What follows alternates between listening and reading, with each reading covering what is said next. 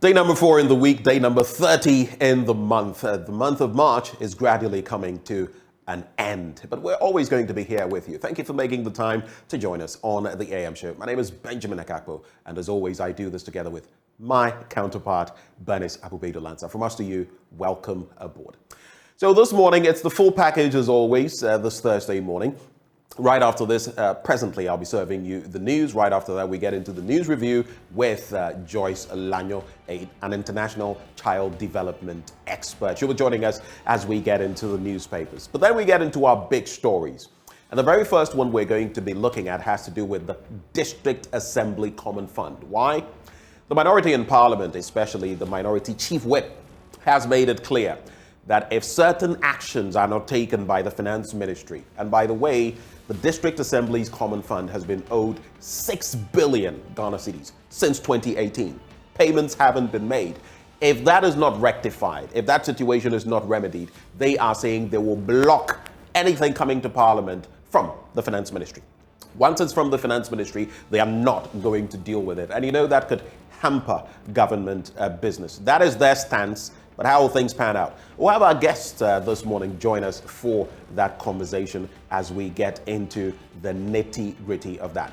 But also on our radar this morning, staying in Parliament. The Member of Parliament for Asin North, or at least, should we say, former Member of Parliament for Asin North. He's not been allowed to sit in Parliament for a long time on the back of the court issues and the rulings that were delivered. I'm talking about none other than James Jachikwese.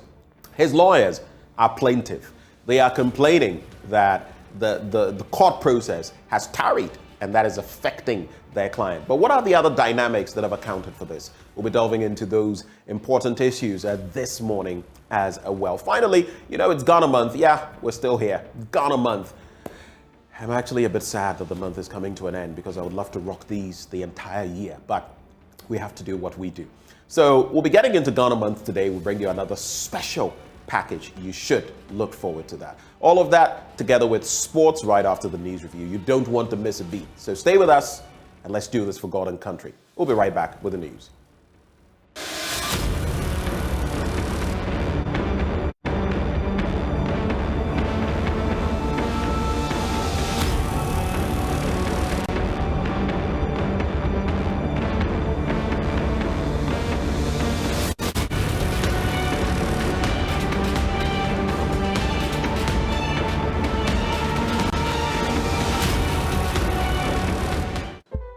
Thank you for your company. Thank you for staying. Let's get into our very first story now for the news. And we go to Parliament where an amendment has been made to the Criminal and Other Offences Act to decriminalise attempted suicide. It is a result of more than a decade of advocacy to see persons who attempt to take their own lives not as criminals, but as persons who need help. Member of Parliament for Akachi South, Bernard Ahiafo, led the advocacy from the front and had his private member's bill approved by Parliament. The person is in the state of mind such that he or she cannot appreciate the nature and quality of the act that he will be carrying out. That is, taking his life away, knowing very well that life is one. Once it is lost, it can never be regained. The person is either having a mental problem or a psychological problem. And research has shown that most people that attempted suicide, they attempt it again until they finally succeed. Because the mental condition or the psychological problem that a person is having is still there. Now, it is a criminal offense for you to attempt committing suicide. Therefore, families don't open up for the person to be subjected through the psychological therapy or treated medically so that such a thing will not reoccur again, simply because once you open it up, the security agencies will come and arrest the person, prosecute the person, and probably imprison the person. That doesn't solve the problem. So mostly they don't report it. Clearly, as a human being, if my brother, my sister, my uncle or auntie attempted suicide, and knowing the implication that that is a criminal offense, I will never report this to even a medical doctor for the person to be taken through a medical treatment. So we realize that criminalizing attempted suicide does more harm to a society than good. Now, some members of parliament on the ticket of the National Democratic Congress are unhappy about the Supreme Court's failure to bring closure to a case that stopped a member of parliament for Asin North, James Jachikwason, from representing his constituency. That constituency has been without a representative since April 2022, when the Apex Court barred him from performing his duties until the case challenging his eligibility was determined. Mr. Kwason was on Wednesday joined in court by some of his colleagues who were unhappy that the case had been adjourned one more time. Roxanne Nelson Dafiamekbo spoke on behalf of the MPs. We are disappointed about this particular adjournment because the matter has been in abeyance for some time. We have rather pushed for the panel to be constituted for this matter to be gone into. We were duly notified, we came to court. A series of other cases have also been adjourned. We got the indication that the court will sit and go into this matter. However brief that will be, only for us to be told that it's adjourned to next week, Wednesday. No date has been, no reason has been assigned, just like that. And it appears to be the trend these days. In fact, in my own case, regarding the status of the two first ladies, the two first ladies and the second ladies issue, this will be the 15th adjournment from last year, April. And it is not fair when you make litigation more economically painful for plaintiffs who come to court and other parties who are also hauled before court. So we want the court, as much as we revere the court, we want them to assign reasons, cogent reasons why some of these adjournments are done in some of these important cases. My brother has been injuncted from performing his public functions until a matter is finally determined. His constituents are deprived of his services as an elected representative of them. And he comes to court and goes away, comes to court and goes away, and nobody appears to be concerned. We all ought to be concerned because his status will have to be determined quickly so he can perform effectively his functions of office as an elected representative of the people of Asin North. So we are concerned, even as a party. Let's talk health and sanitation now. And the Accra Metropolitan Assembly's Environmental and Sanitation team has arrested 2 people and confiscated food items at the Kanishi market over the lack of adherence to hygiene standards by food vendors. The local authority has been urging traders to abide by the safety regulations for some time now, but their appeals have fallen on deaf ears. Director of Public Health at the AMA, Florence Kuchi, has been issuing stern directives to food vendors. Prince Owusu was with them and filed this report. I want to tell them that all the shop around Kanishi, this is what we used to work. And I want to ask them whether they've been through all the shop. What are you trying to tell me? Some disagreements at the Kanishi market as a group of corn mill operators failed to comply with the AMA regulations on food safety. It's not possible. You can't send someone's condo away. You can't send someone's condo away. It's not possible. The wooden structure that houses the corn mill operators was in a terrible state, unclean and dangerous for the workers. It failed to meet basic safety standards of AMA food safety and hygiene bylaws. That it should not have a way that microorganisms can get some place to hide. It should be washable. How can you wash this place? Can you wash here? We don't wash because you are supposed to wash it because this is where food is produced. Every food processing company must be washable. That is what the law is saying. It's not what you think you do. But your people have been coming here always. It is not about my people come here always. It is your responsibility. Because let's go on. The sanitation task force attempted to lock down the wooden structure, but the corn mill operators resisted. What do you mean?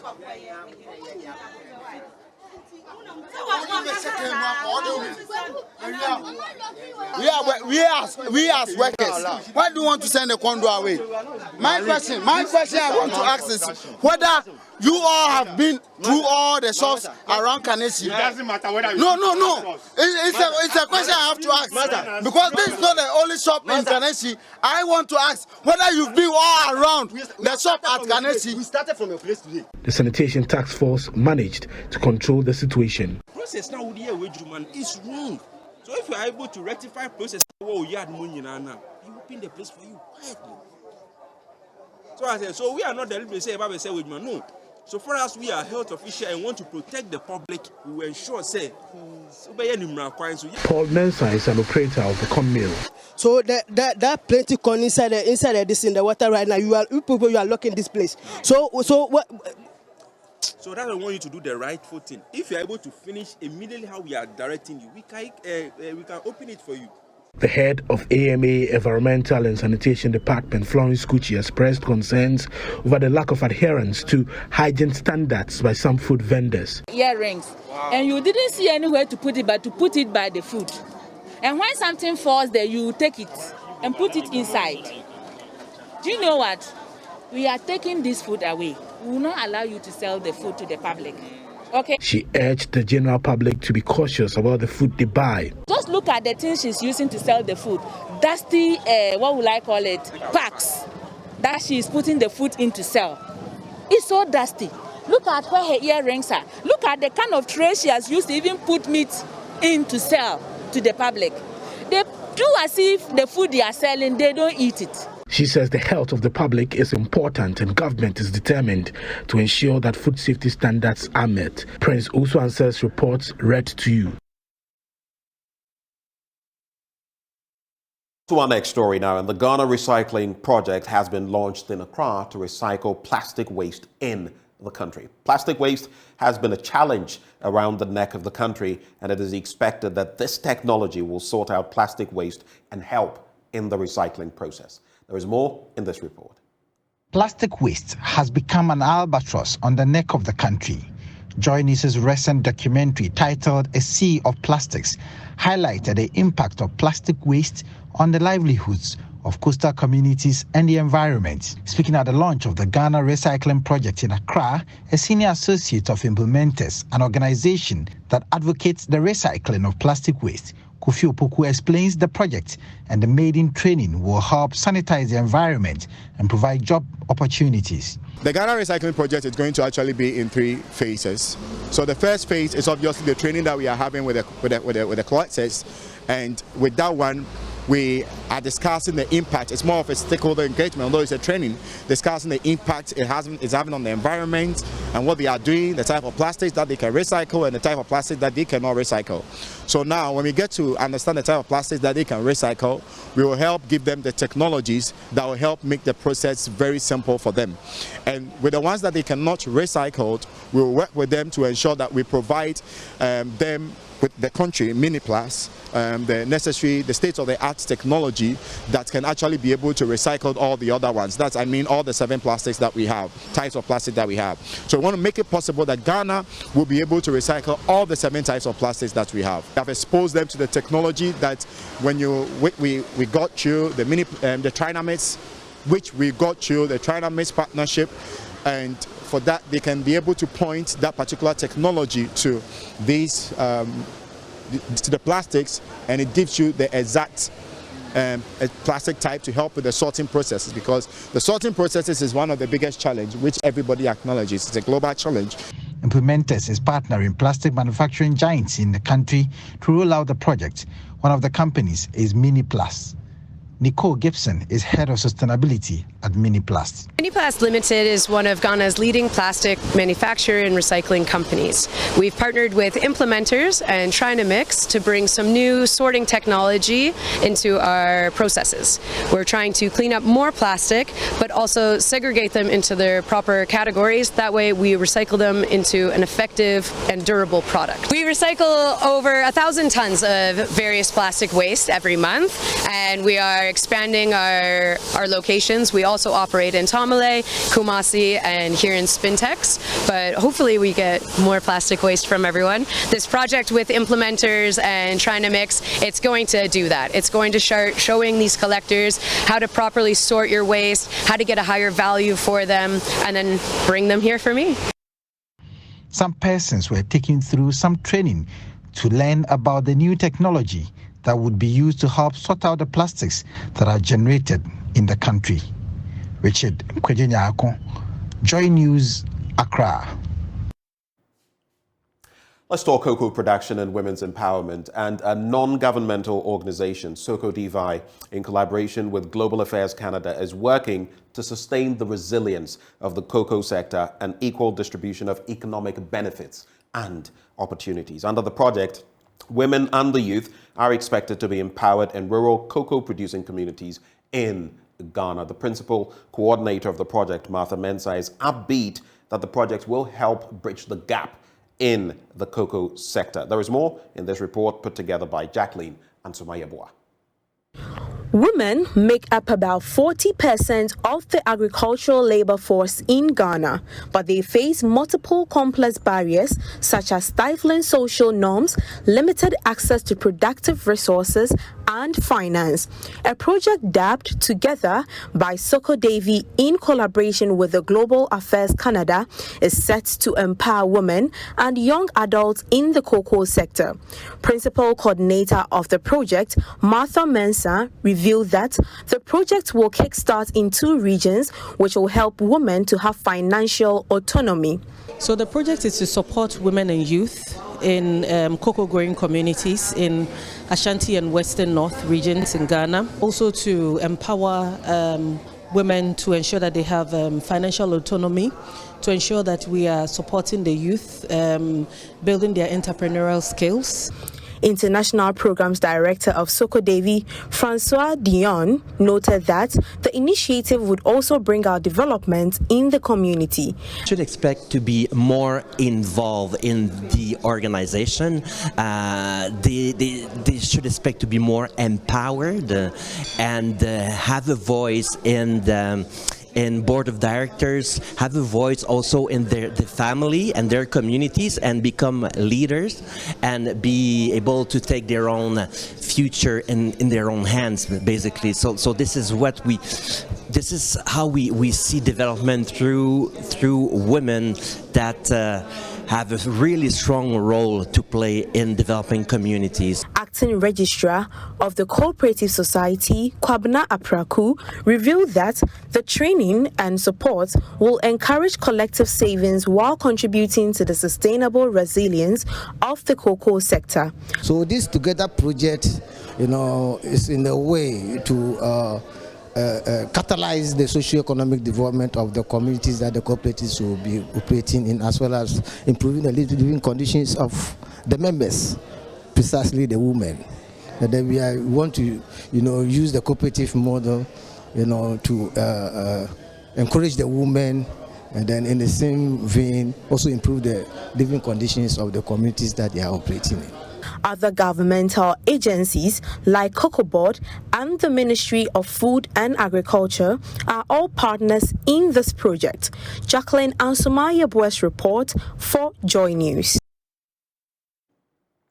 In our final story for you this morning, the Chinese government is seeking to connect Chinese enterprises and companies to students at the country's tertiary institutions. The Confucius Institute at the University of Cape Coast at a job fair said links were being created which would enable students to have access to the numerous employment opportunities available in Chinese companies. Country Director of the Confucius Institute at the University of Cape Coast, Professor Ishmael Mensah, indicates the job fair is to promote the Chinese language in Ghana to serve as a bridge between the 2 countries. The job fair is to help students to strive to cultivate deep understanding of the Chinese rich history, vibrant culture, and dynamic economy to grow and develop the Ghanaian economy. The initiative of bringing both countries closer is to create opportunities, cultural exchanges, as well as economic cooperation between both countries. Ghana's job market has become competitive, and access to employment after graduation has also been a daunting task. Hence the fair to showcase the Chinese enterprises to lessen the burden of graduates. Ghana Director of the Confucius Institute at the University of Cape Coast, Professor Ishmael Mensah, noted that it was time China and Ghana's economy grew together through the job fair project. This event is an excellent opportunity for graduates and students of UCC and other institutions here in Cape Coast and beyond to connect with Chinese enterprises and explore the numerous employment possibilities available. As a Confucius Institute, we have long been committed to promoting the Chinese language and culture in Ghana. We serve as a bridge between the people of China and Ghana. We strive to cultivate a deep understanding of China's rich history, vibrant culture, and dynamic economy. This job fair is just one of the many initiatives we are undertaking to bring Ghana closer to China and China closer to Ghana. Our mission is to promote the Chinese language and culture and to create opportunities and cultural exchanges, as well as economic cooperation for the people of China and Ghana. China and Ghana must grow together. The representative of the Ghana Associations of Chinese Societies, Kwame San, noted that the fair would help bridge the cultural gap between both countries to better understand their cultures for smooth collaboration. After mutual understanding between the countries, he says they intend increasing the local workforce of their companies to downsize foreign workforce to reduce the unemployment burden in the country. How to achieve localization? We have to train the local workers. For now, we are having like 150 Chinese workers across in our company, in my company, for instance. But the next target is to downsize the number of Chinese workers from 150 to 50, even 20. And now we're having around 1,000 local workers. Our next target is to increase the number of local workers from 1,000 to 2,000 or 3,000. That is the target. So definitely we'll train the local workers and we'll let them know what a Chinese company should be look like. The Chinese director at the Confucius Institute at the University of Cape Coast, Professor Oyame, indicated the move was to open more opportunities to the many graduates who seek employment from the institute on a daily basis. Fair held by Confucius Institute at the University of Cape Coast. The idea came to my mind when, as a China director, a lot of enterprises call me and came to our Confucius and say, can we introduce some students to them or graduate, because they nearly need people who can speak Chinese, they need accountants, they need marketing, and then while in reality a lot of students and graduates say, as far as I know, they couldn't find a job. And they said, why we just do this kind of thing? That's the first idea came to my mind. She called on all stakeholders, especially Chinese enterprises in the country, to come on board to offer avenues of job opportunities to the students. It's a wrap for the news, but stay with us. The news review up next.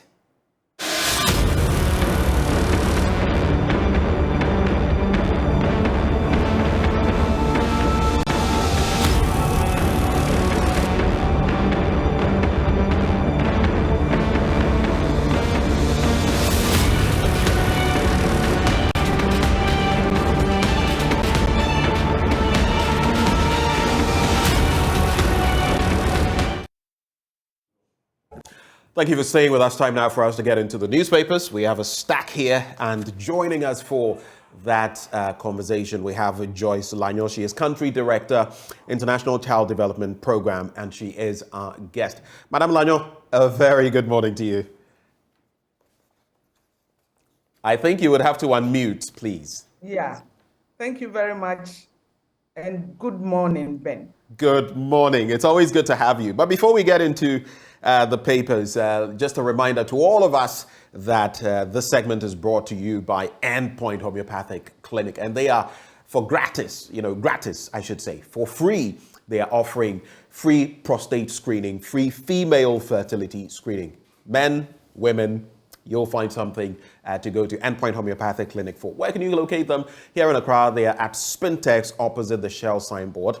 Then there's Kumasi Krodoma here behind the Angel Educational Complex. There's Takrady Anaji Estate, Community 22 in Tema, Techiman Hanswa and Esiama in Zima. Their call lines 0244 867 068, 0244 867 068. Alternatively, you could call 0274 234 321, 0274 234 321. Endpoint Homeopathic Clinic, the end to chronic disease. But just the beginning of the news review, and Joyce Lanyo, as I mentioned, joins us for a conversation.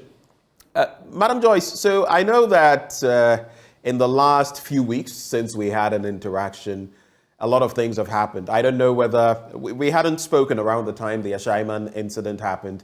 Then there has been the approval of ministers who were vetted, and then the minority said, no, we're not going to buckle, we're not going to give them way unless certain things are done, and that we have to reduce the numbers of ministers. Yet, all of them got their approval. There are also some stories bordering on women's empowerment, among others. Any quick thoughts, anything that has caught your attention in the last few weeks that you'd like to share with us before we get into the papers? Thank you very much, Ben. I would like to give my thoughts on the voting process, which gave credence to the members that are presidents, members of government that are president proposed to be approved by Parliament, and the outcome of the voting process and how we as citizens are feeling and all that. I mean, you agree with me that the country is going through a series of crises, and the hue and cry has been the reduction of the government size, and then looking at certain areas that we believe are part of cost areas that are affecting our economic situation. And so the opportunity came for our members of parliament to take that strong decision to give government an indication to actually reduce the size of government, but by disapproving these ministers that have been nominated. Right. But you see, human beings are a social structure, and they are into relationship. So notwithstanding the divide in parliament, they are really connected in other circles. And as we are human beings, we couldn't give the 100% belief and trust that they were going to, especially the minority group, were going to vote against this proposal. And so they did what they did.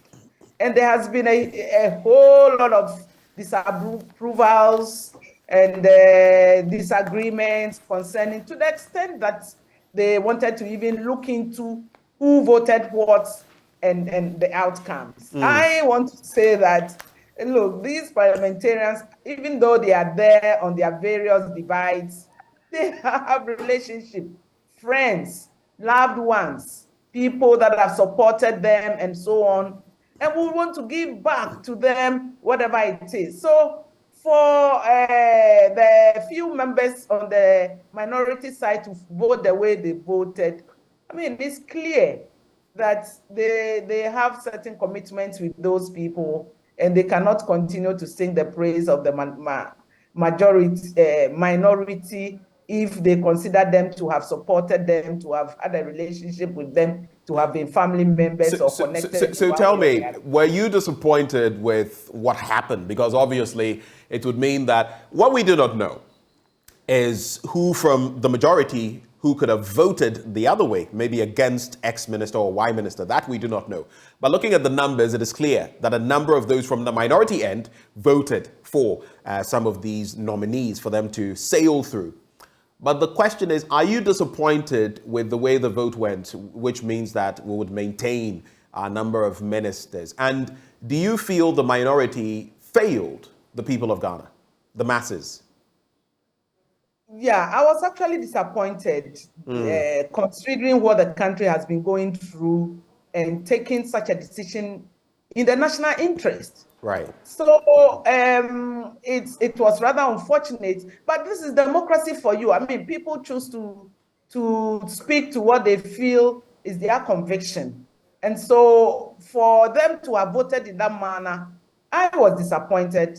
But then they thought they could go with whatever it is that was on the table to continue the government agenda, not thinking about the economic crisis that we are going through, the IMF and all the issues around it, the debt exchange and the outcomes of all those things, right, and even economic situations of Ghana. So I was actually disappointed. But it's the beauty of democracy. I mean, people, even though are aligned to a particular area, would want to project what they have inherently as their conviction when it comes to issues around this. And like I said, relationship, friendship, and all that played into it. But if you ask my, I was actually disappointed. That means we are going to continue to go with this status quo, which has really not helped us. Let me just stay in Parliament briefly over the next maybe 2 minutes so that we can wrap and get into the papers. There's another topical issue that the Speaker of Parliament has given voice to. He has vocalized and he's been vociferous in talking about it, LGBTQI. There are different positions in the country. I noticed a story yesterday where CNN suggests that in their story that Ghana has softened its stance on LGBTQ on the back of Mr. President's comments when U.S. Vice President Kamala Harris was in town. She left town yesterday. When pushed to speak about LGBTQI, Mr. President said that, you know, some modifications were going on and that, you know, in the end, the buck stops with him, that the bill, even if it passed through Parliament, would come to him, suggesting that he had the final say. The Speaker of Parliament on the other side suggested, you don't have any such say. We're going to pass this bill into law. And he had some choice words for anyone trying to influence us. There are those who have said that, but you guys, you don't even have what it takes. You don't have power. In fact, you need an IMF deal. The Americans are helping you cross that hurdle. So there are different dynamics to it. What do you make of that situation? And mind you, Uganda has passed a bill into law that criminalizes homosexuality in all its forms, and the sentences are hefty. Some have said they go against human rights, up to about 20 years imprisonment. What do you make of it? Should we get to that point? Thank you very much, Ben. I mean, this issue about our president not coming clear in terms of the LGBTIQ and our Speaker of Parliament coming out very vociferous to indicate what our stance is. It's something that we really have to appreciate. For me, the president, being a renowned lawyer, a human rights activist, and all the accolades that he deserves, was trying to be diplomatic. Because look, the Americans are coming with a chunk of resources that we don't have. And of course, we on the other side will be at the beck and call of the American people in terms of whatever it is that they are putting on the table. So the president was quite diplomatic and careful in answering some of these questions. But then the Ghanaian system, it's clear that even without the passing of the law, our values, our thoughts, our beliefs that not allow us to go that tangent. And so there is a way of going about it to make it a bit diplomatic in the presence of the international media and all that. So president was quite diplomatic in stating our stance. Well, the Speaker of Parliament was very clear as to where we stand in terms of LGBTQI, and I really appreciate his stance, but at a time when diplomacy is playing into this discussion, I was thinking he could have been a bit moderate in coming out, because it's still our decision to say yes or no. Right. And the fact that our president was quite diplomatic doesn't mean that we are going to toe the line of the LGBTQI. So it's diplomacy versus blatant truth and the reality on the ground. So that's what it is, actually. Well, so you're basically saying the two sides played the different sides of the coin, all on behalf of the country. What is interesting, though, and tomorrow I just might bring this up, you know, there was an Afrobarometer survey some time back. Yesterday, our very own Isaac Kofi Ajay put up something that reminded me of that. The tolerance levels of different African countries towards LGBTQ.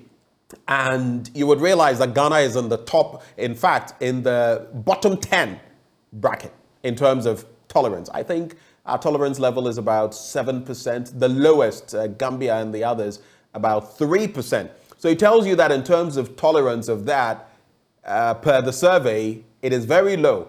But have the dynamics changed? And how do we play the political game without getting our fingers burnt? I guess that is something that those at the helm will have to do. For us from the bottom, we'll try to do our bit in informing the people, and they will have to do the rest of it. But Madam Lanyo, let's get into the Daily Graphic newspaper. Okay. U.S. Vice President deplores slave trade horrors. She was at the Cape Coast Castle, and she also visited the point of no return. Government selects Keta port investor by December. Ensuring food security, Agric must come under NDPC. Juma Odum proposes at Graphic Development Series. There is also integrated aluminium industry project on course. That's according to the lands minister. On the back page, Anno Wednesday for Bechem United as they beat Dreams FC by 1-0, pipping them. Brekum Chelsea drew with Adriana FC 1 each. King Faisal 3, Karela United 2, Samatex 2, Kotoku Royals 1, Tamale City 2, Nswatriman 1, Mediama versus Gold Stars, Legon Cities versus Kotoko, and RTU versus Great Olympics. All those matches today. But my very own Krobe Asante Kotoko is in 7th place with 34 points. And but we have 2 games in hand. 2 games in hand. So if we play them, we would be right, and if we win, we'll be right beneath Aduana Stars, who now have played 24 matches and are at 41 points. But the country needs a national program to drive agricultural development to ensure food security. An agricultural consultant for the J. Kufuor Foundation, Abraham Juma Odum, who made the call, said the national program covering agricultural development should be placed under the direct supervision of the National Development Planning Commission. Quoting him, he says, "Don't give agriculture to us politicians because it won't help the nation. Let's use the NDPC where we can draw a roadmap that this is where we want to go. We don't need manifestos to drive agriculture.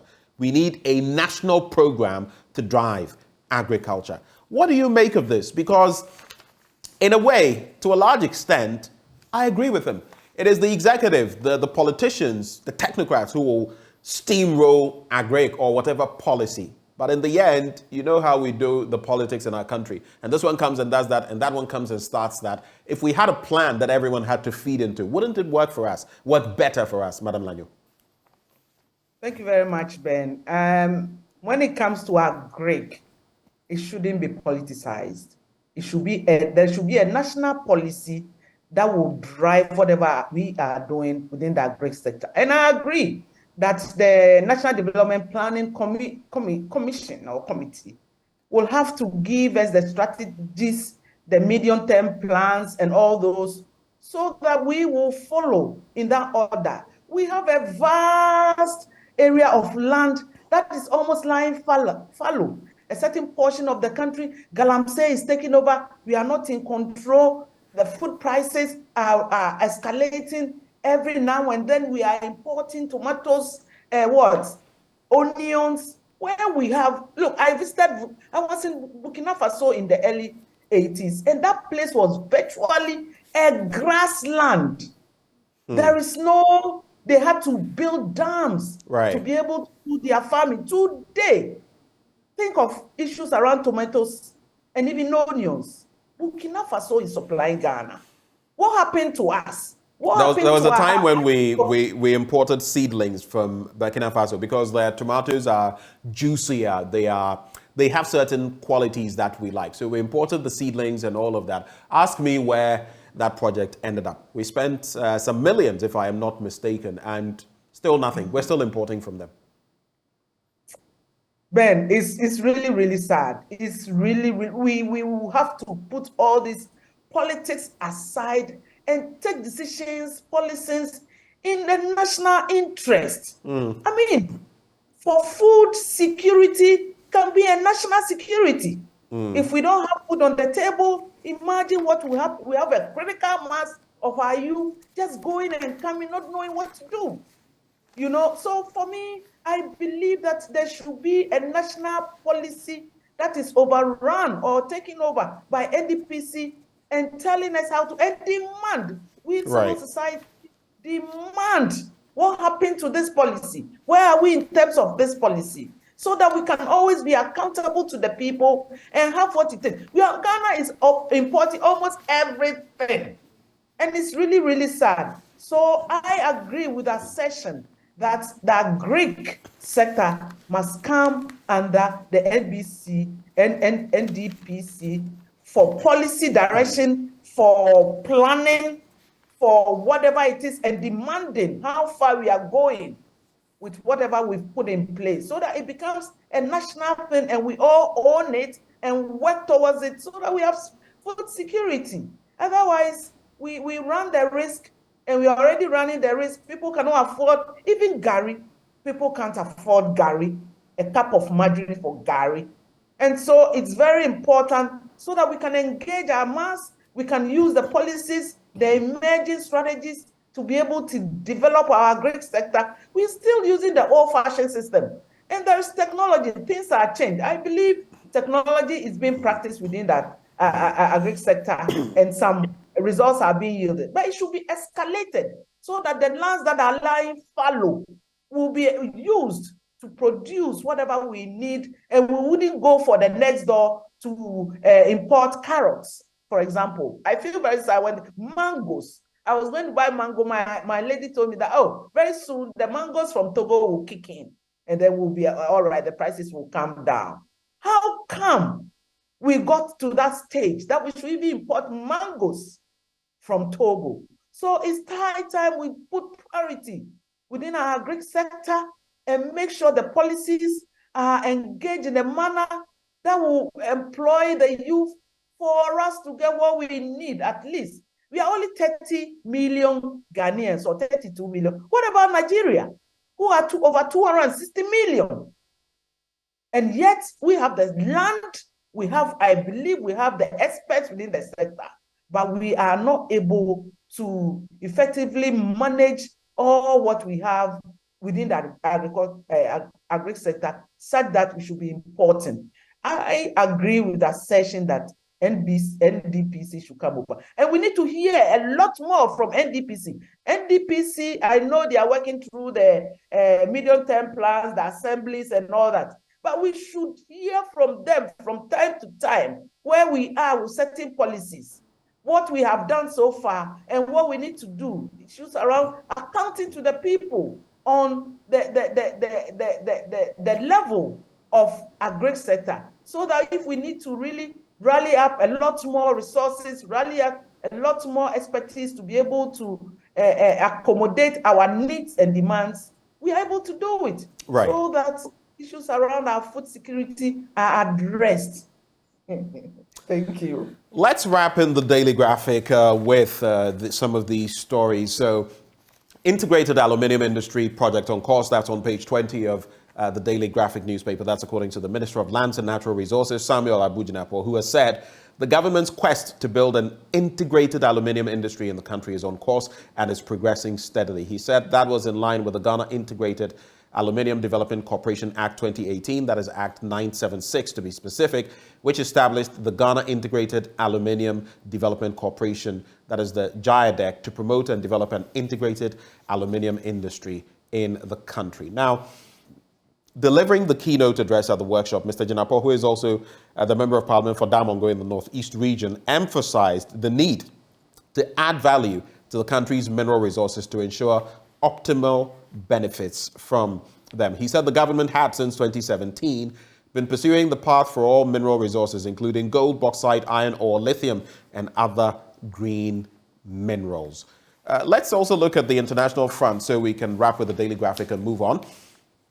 Outgoing Nigerian government proposes pay rise, and I smiled, in fact, when I saw this. Typical of what we would do here. But Nigeria's outgoing government has recommended that the new administration of President-elect Bola Tinubu give public sector workers pay rises after removing a fuel subsidy in June, Labour Minister Chris Ngige said. President Buhari, who steps down in May, had planned to remove the popular but costly subsidy in 2022 as part of fiscal and petroleum sector reforms, but abandoned the plan because of fears of protests in the run-up to last month's election.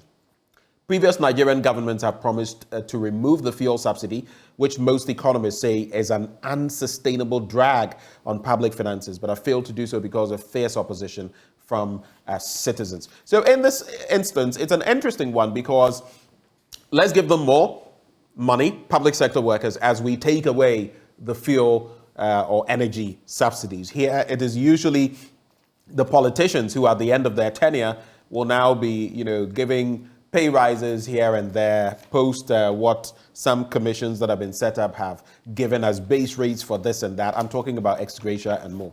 Any quick reactions as we move on to the Ghanaian Times? Thank you very much. And the issues around pay rise. I mean, as public sector workers, as public servants, we would definitely ask for pay rise. But once we are thinking about pay rise, we should also think about our inputs into whatever will give rise to this pay rise.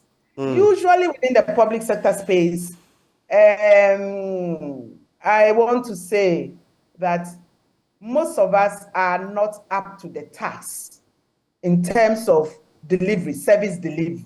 Right. Now we have digital services, so you can just log on to issues, onto whatever you need and apply or get what information you need. But for previously, it would take you one week or maybe 2 weeks or 1 month for a public sector worker to come to your aid in terms of a service you would need. So if you need a pay rise, then it means your output should also be increased. Your time on task, your delivery, your punctuality, your response to whatever it is that is demanded of you for the service you render should also be up to the scratch. Otherwise, the pay rise will come and yet your services will be the same. I don't think the public will be happy. Right. So if we demand pay rise, then we have to match up. Of course, the economic conditions are very harsh, and so things are quite expensive, and we need a pay rise. Thinking about pay rise, our mode of work should also be improved. Our services should also come to the level that is expected of us, rather than that lackadaisical way of working. Recently, we've heard from the likes of Bernice of the Fair Wages and Salaries Commission, among others. We'll see how that pans out in Ghana's terms, though this is specifically Nigeria-oriented. But the Ghanaian Times newspaper, fighting crime and transformation agenda. Police introduce 24-hour system. District station commands to run 3 shifts nationwide. That's the major story there. Then NDC conducts balloting for presidential aspirants. Mahama picks number 1, while before picks number 3. Coincidence? And USV announces $1 billion fund for Africa. But I'll look at that story in terms of the police rolling out that 24-hour system. You've obviously heard of complaints of people saying at night or something, I'm getting robbed. I call and nothing happens. So the police administration has begun the implementation of a 3-shift district and station command system for 24-hour coverage in all police commands across the country. This is to ensure effective supervision, command and control at all police facilities, especially during the night, when most crimes are committed and the services of commanders are needed most to respond adequately. In an interview with the Ghanaian Times yesterday, Dr. George Akufo-Dampare said the new system formed part of the revised transformational agenda of the service and in line with international best practices as adopted by the United Nations and other advanced countries. Now, until the introduction of the three-shift system, each police district and station was under the supervision and control of one district commander and a station officer, respectively, for 24 hours a day. And that is what we're rolling aside and adopting this new three-tier, if you like, system. Any reactions to this? Yeah, I want to really commend the police administration for their good work these days. Police have been very responsive. Police have actually come up to the aid of citizens in terms of security. When you talk about 24-hour system, that's very, very good, so that the police will be available anytime we need them. But we still have systems where police have actually taken a lackadaisical or a lazy approach to issues around security. When people call on the SOS line, sometimes the police is at the glaring situation of these young boys, robbing people, and yet do not act. You report and you don't get the response that you need. In no time, they are released and there is no action taken against them in court. So if you are going to have this 24-hour police system that will be available to citizenry, that's a good measure. And I really want to commend the IGP. But there is still room for improvement where the policemen should be conscientized about their role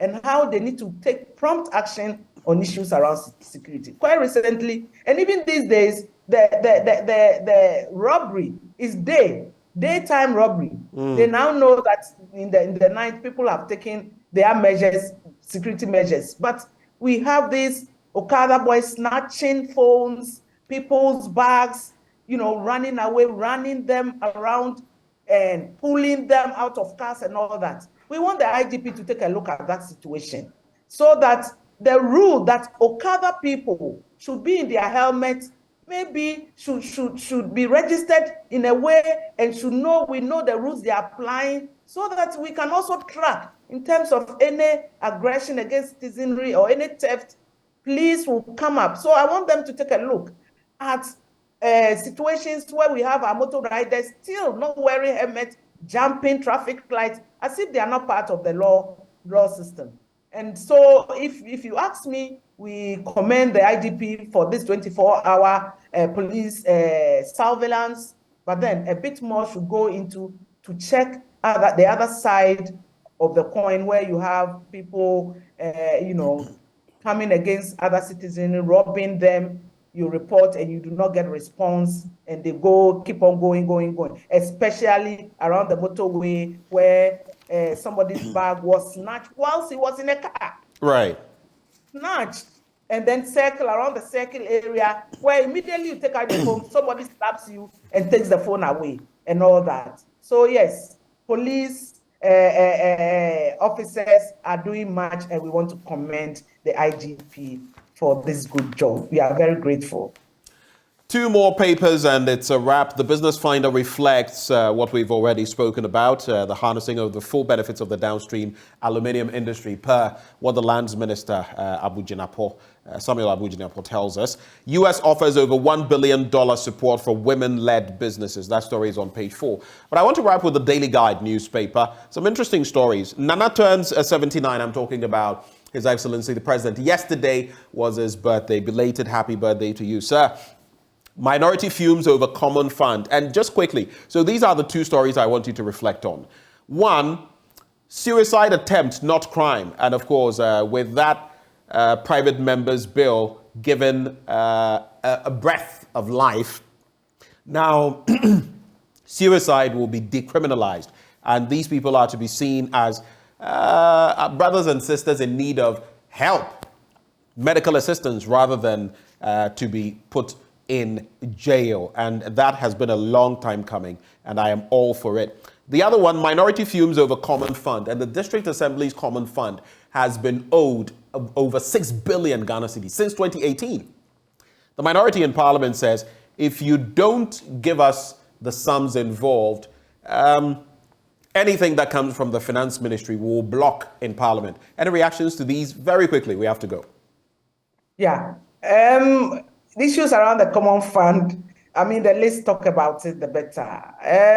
Resources meant for the district assemblies for our economic woes have not been forthcoming. And so projects have been stalled.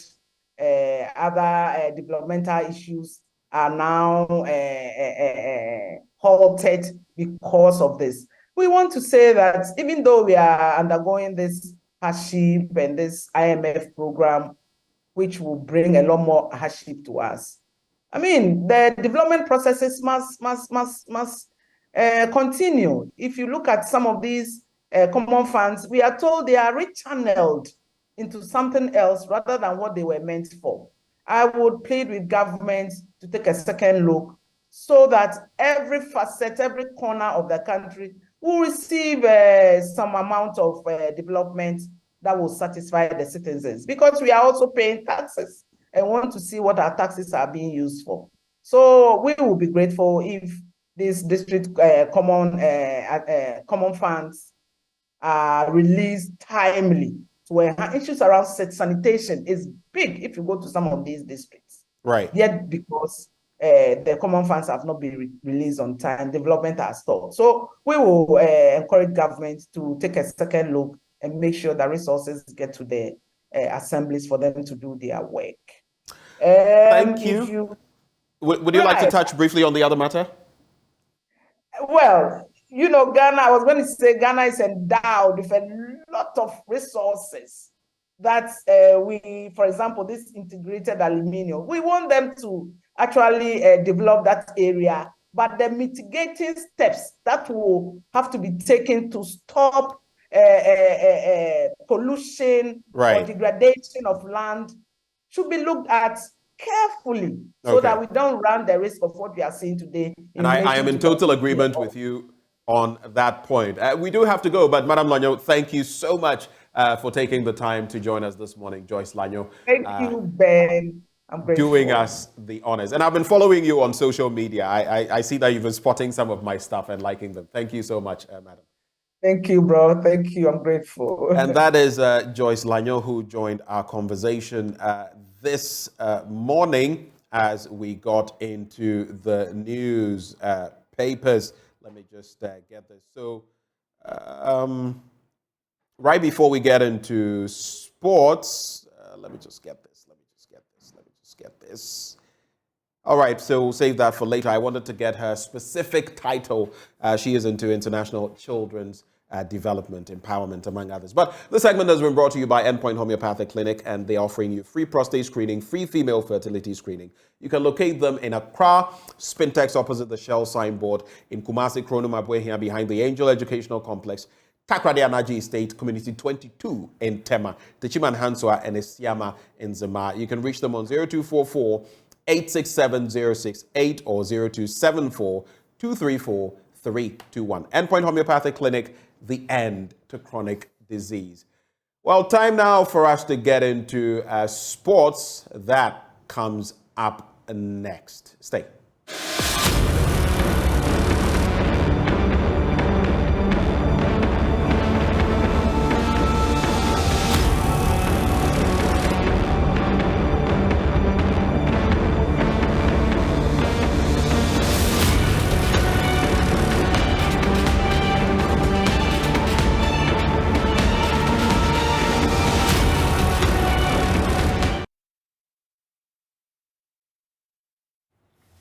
Good morning, welcome to the AM Sports. My name is Haruna Mubarak. We start with the Ghana Premier League because Hearts of Oak have returned to winning ways after securing a 1-0 win over Accra Lions at the Accra Sports Stadium yesterday. Now, Congolese midfielder Ntange Linda, he secured the win for the Phobians as he squeezed a shot past about 3 players to secure the win for the Phobians. Elite Division.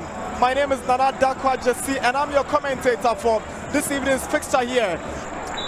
Muse whistles. Yonde kicks off for Hartsobok.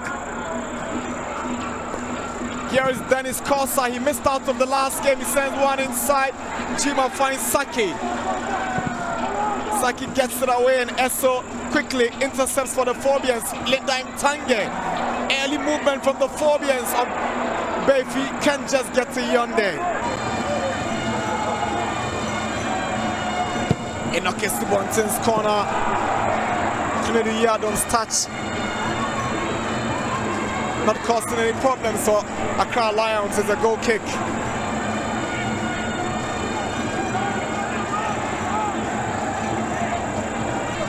Hearts nil, Accra Lions nil. It's Subontin. He's up against Jima. He goes past Jima. Good work from Enoke Subontin. There's a chance for the Phobians. He finds Linda Mtange. Linda shoots, and it's no problem for Andrew Owusu. Straight to the arms of the Lions goalkeeper. Good play from Befi. He finds Linda Mtange. It's an opportunity. Takes the deflection of Isai. Back kills to Linda Mtange. Calls out to Befi.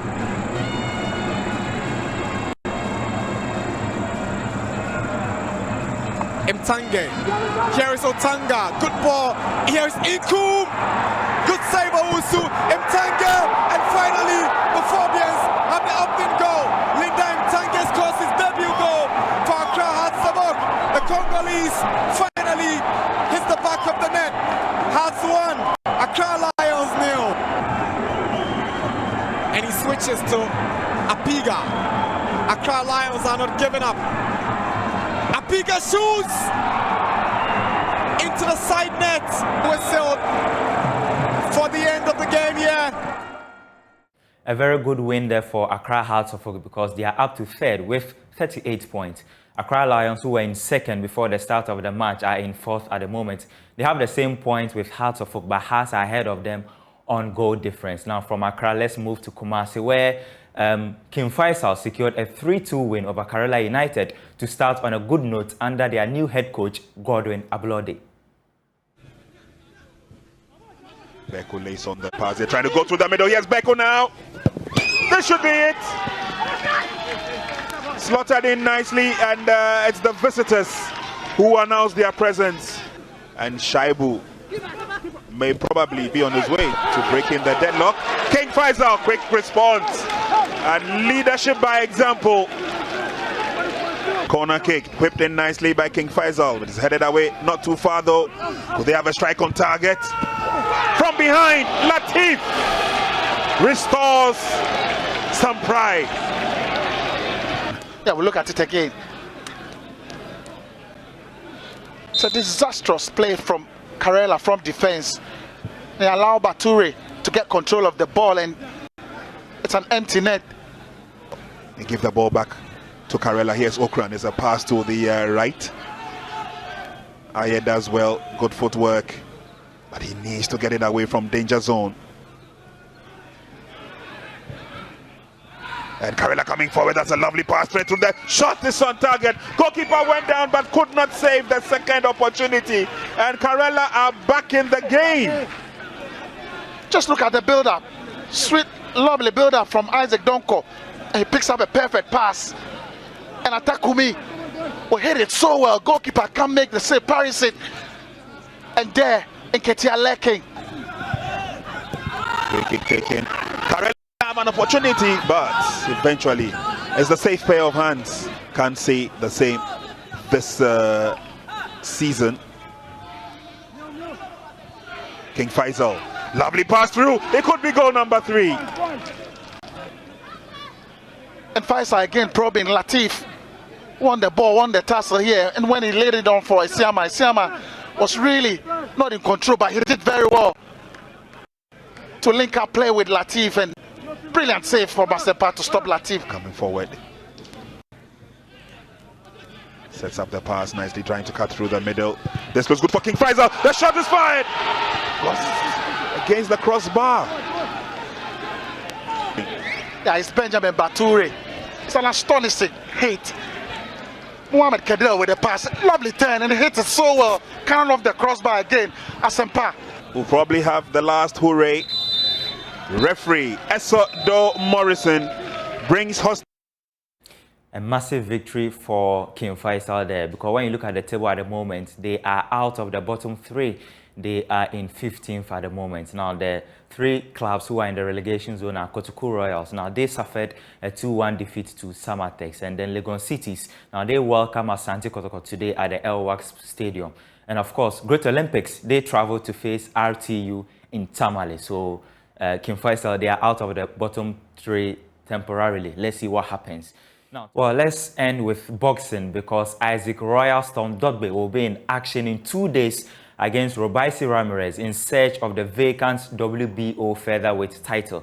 Now, he has been speaking to my colleague Nathaniel Atto on his preparation as well as his approach for the big fight. I try not to think about it too much. Okay. And I try to stay calm. You know, because once your mind starts racing, everyone is different. I like to stay calm, and I'm going into this fight, you know, with calm demeanor. You know, I don't have to rush my punches. I don't have to rush anything. Just take it cool, and yeah, 1 punch at a time, 1 round at a time. I know that. I know what I'm bringing into the ring. I know I'm bringing to the table. And I know that by God's special grace, you know, once I touch him, we are looking to put him to sleep. I see.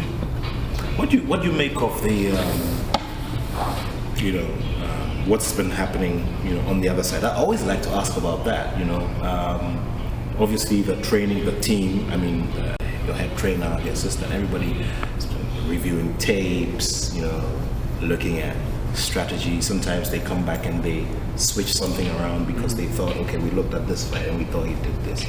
You know, do you think about Ramirez? Think about him when you're focusing? I do. Yeah, I do. I think about the fight. I think about. I try to imagine how it's going to go, and I try to, you know, put myself in a position where I know that I'm coming out in a way that, okay, he has to worry about me. He has to worry about what I am bringing to the table. You know, I know he's working. I know he's working hard because we are pros. You know, this is our job. We have to sacrifice, prepare, go and fight. Yeah, so I think about it. And like I said, I try to envision how the fight is gonna go. And but most importantly, I think about myself. I think about my condition. I think about me preparing for what may come. Come what may, I have to be ready, regardless. You know, whatever tempo he wants to fight at, I have to be ready, but most importantly, I have to be calm. I have to do things on my own terms. And that's how we're doing this. The full interview airs at 2:30 p.m. this afternoon. That's all for sports. My name is Haruna Mubarak.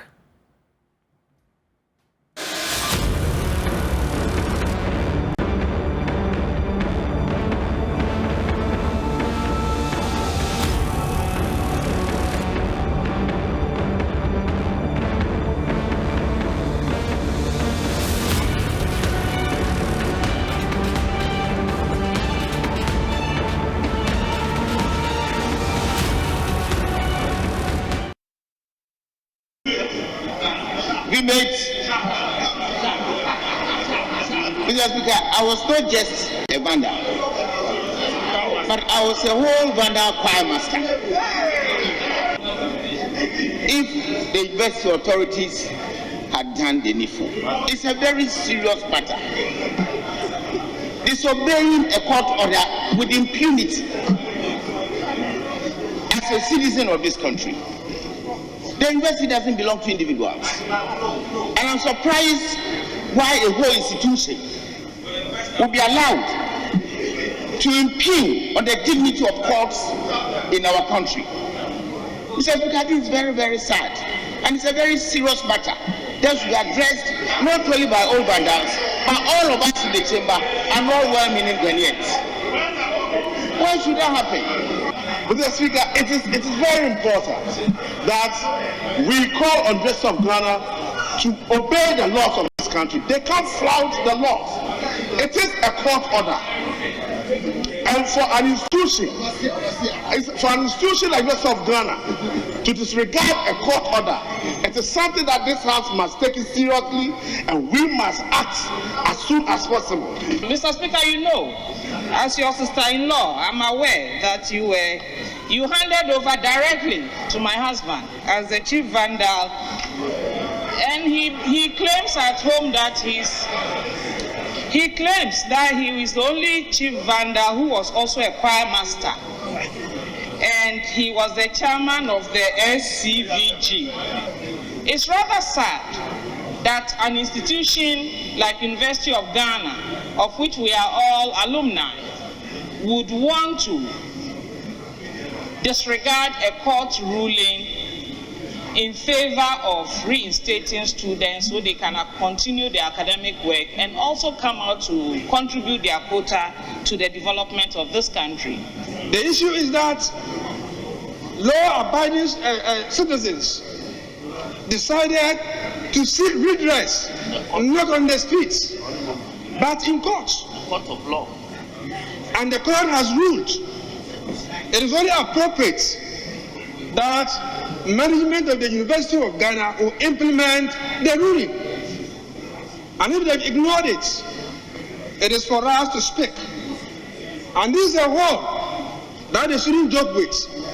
This is a hall that has produced very important personalities who are contributing to the development of this nation. Now, what do you see in this? Some leadership training is taking place at that hall. And the leadership traits that we are getting there is always equipped from continuous students to the freshers. Now we are being told that only freshers will occupy the Commonwealth Hall. How will the traits, these good leadership traits, will be equipped to the freshers? And that is what we should be looking at.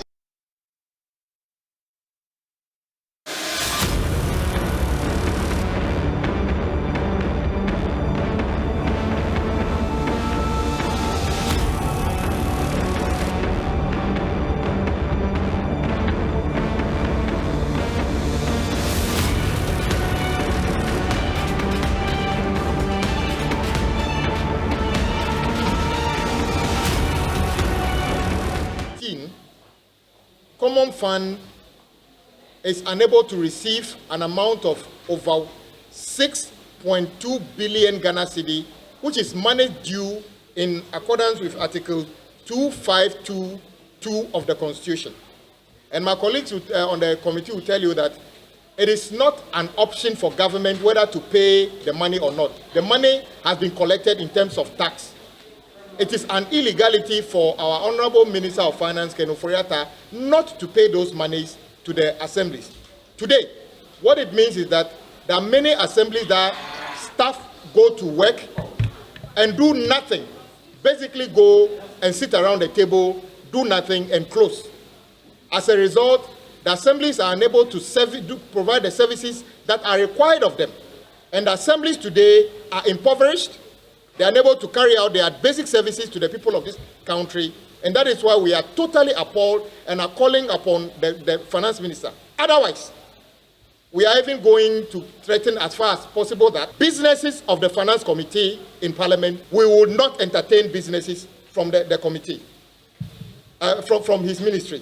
He must take immediate steps to make releases. And when I make releases, not paper releases, actual disbursements of the arrears to the Common Fund.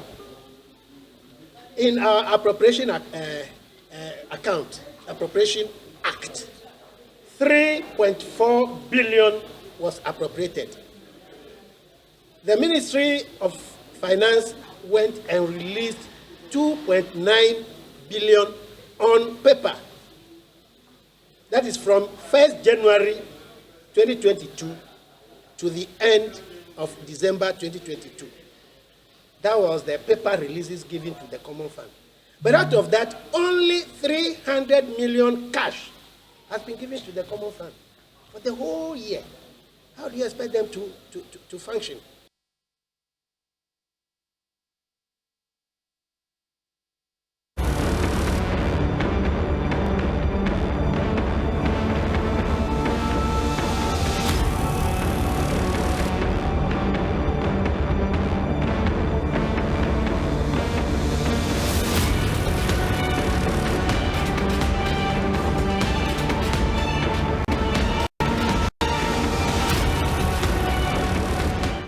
Government owes capitation grants for the previous budget year at a whopping amount of 45 million Ghana cedis. What that says is that government was only able to remit 15 million. For the current year in question, the request was 61 million for capitation grant. Government only brought 11 million for us to approve. So ideally, government should be making available to the basic schools capitation grants in excess of 106 million Ghana cedis. That is not happening.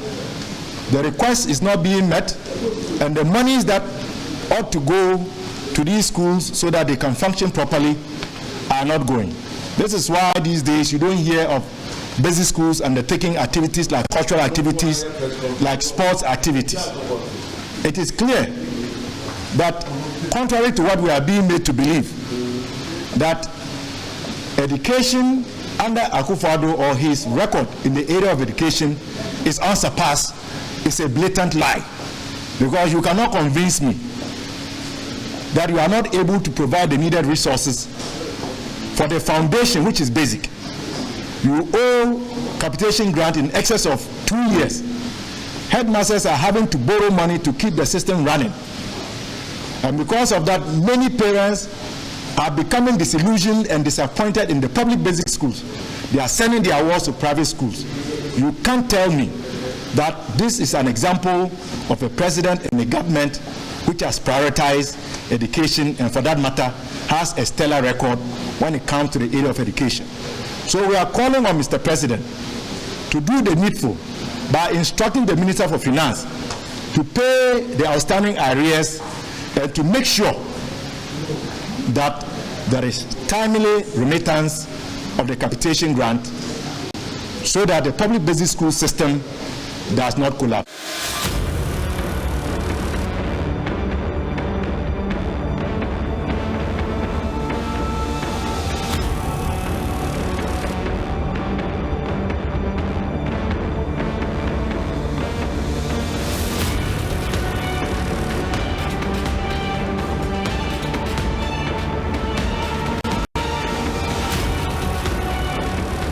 By this statement, Mr. Speaker, we, the alumni of Commonwealth Hall, known popularly as old vandals in the Parliament of Ghana, back calls by associations and individuals who have called on the management of the University of Ghana to heed the decision of the court and to ensure that continuing students who resided in Commonwealth Hall are reinstated to provide them the peace of mind for the academic activities pending the final determination of the case.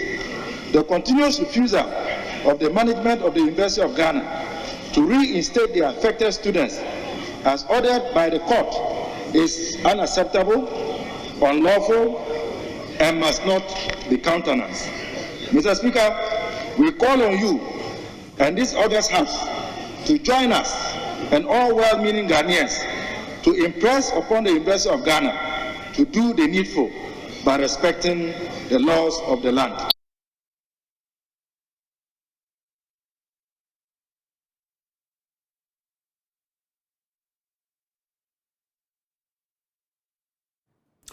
Of course, we know funding at the district level is crucial, and that is what the minority has been harping on in Parliament. In fact, that was the focus of that conversation yesterday. ought to be brought to your attention, all of you watching us, that since 2018, over 6 billion Ghana cedis has been owed the district assemblies by way of the District Assemblies Common Fund.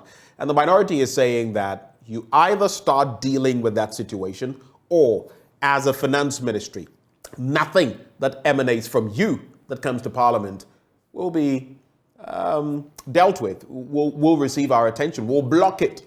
That is what they have been saying. You heard in one of those clips, Minority Chief Whip Governs Kwame Agboja sharing his thoughts on that matter. Well, we get into the conversation this morning with our guests. Fred Odrejako is a Dean of the Institute of Local Government. He'll be joining us shortly. We also have Dr. Daniel Appiah, a public administration expert. Dr. Appiah, a very good morning to you. Good morning. It's good to have you join the conversation on the AM show. Right, thank you. Let's start the conversation off from the districts and how crucial they are to our national life. They are one of those areas, starting points as far as administration of the country is concerned. How crucial are the districts to our national life in terms of their activities? Right, so if you look at the role that the district assemblies play in terms of promoting infrastructural development, you will see that they have been playing a significant role in our national development when it comes to construction of roads, construction of district hospitals, construction of schools, market centers, and many other responsibilities that they've been taking.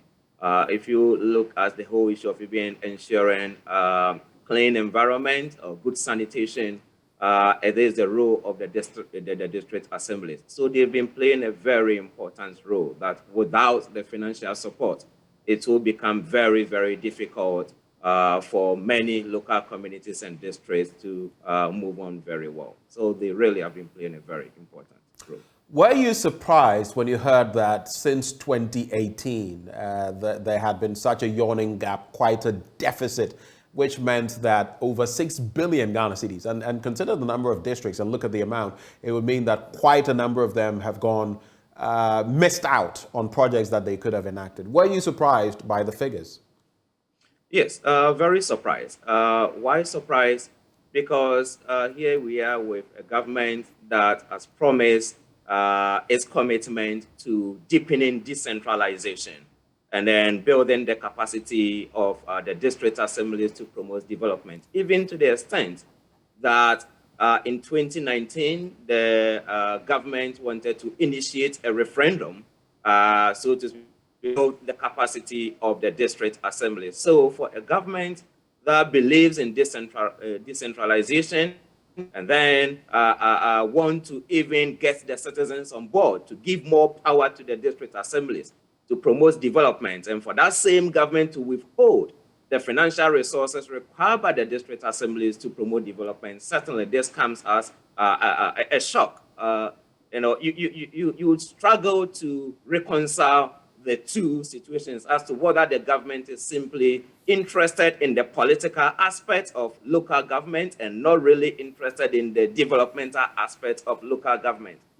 So I think that perhaps maybe is the only meaningful or rational explanation that one can really come up with to really explain why this is the situation. Because if really a government is really committed to deepening decentralization, building capacity, and the same government wants citizens to give district assemblies more authority by way of electing their own MMDCs, but it's come to the financial aspect, you say, hey, I'm not giving you the money, then really one cannot put up any rational explanation than to say that we are simply interested in the politics aspect, but we are not really interested in the developmental aspect of it, or the government has not really been very much committed to the developmental aspect of it, but so much committed to the political aspect of it.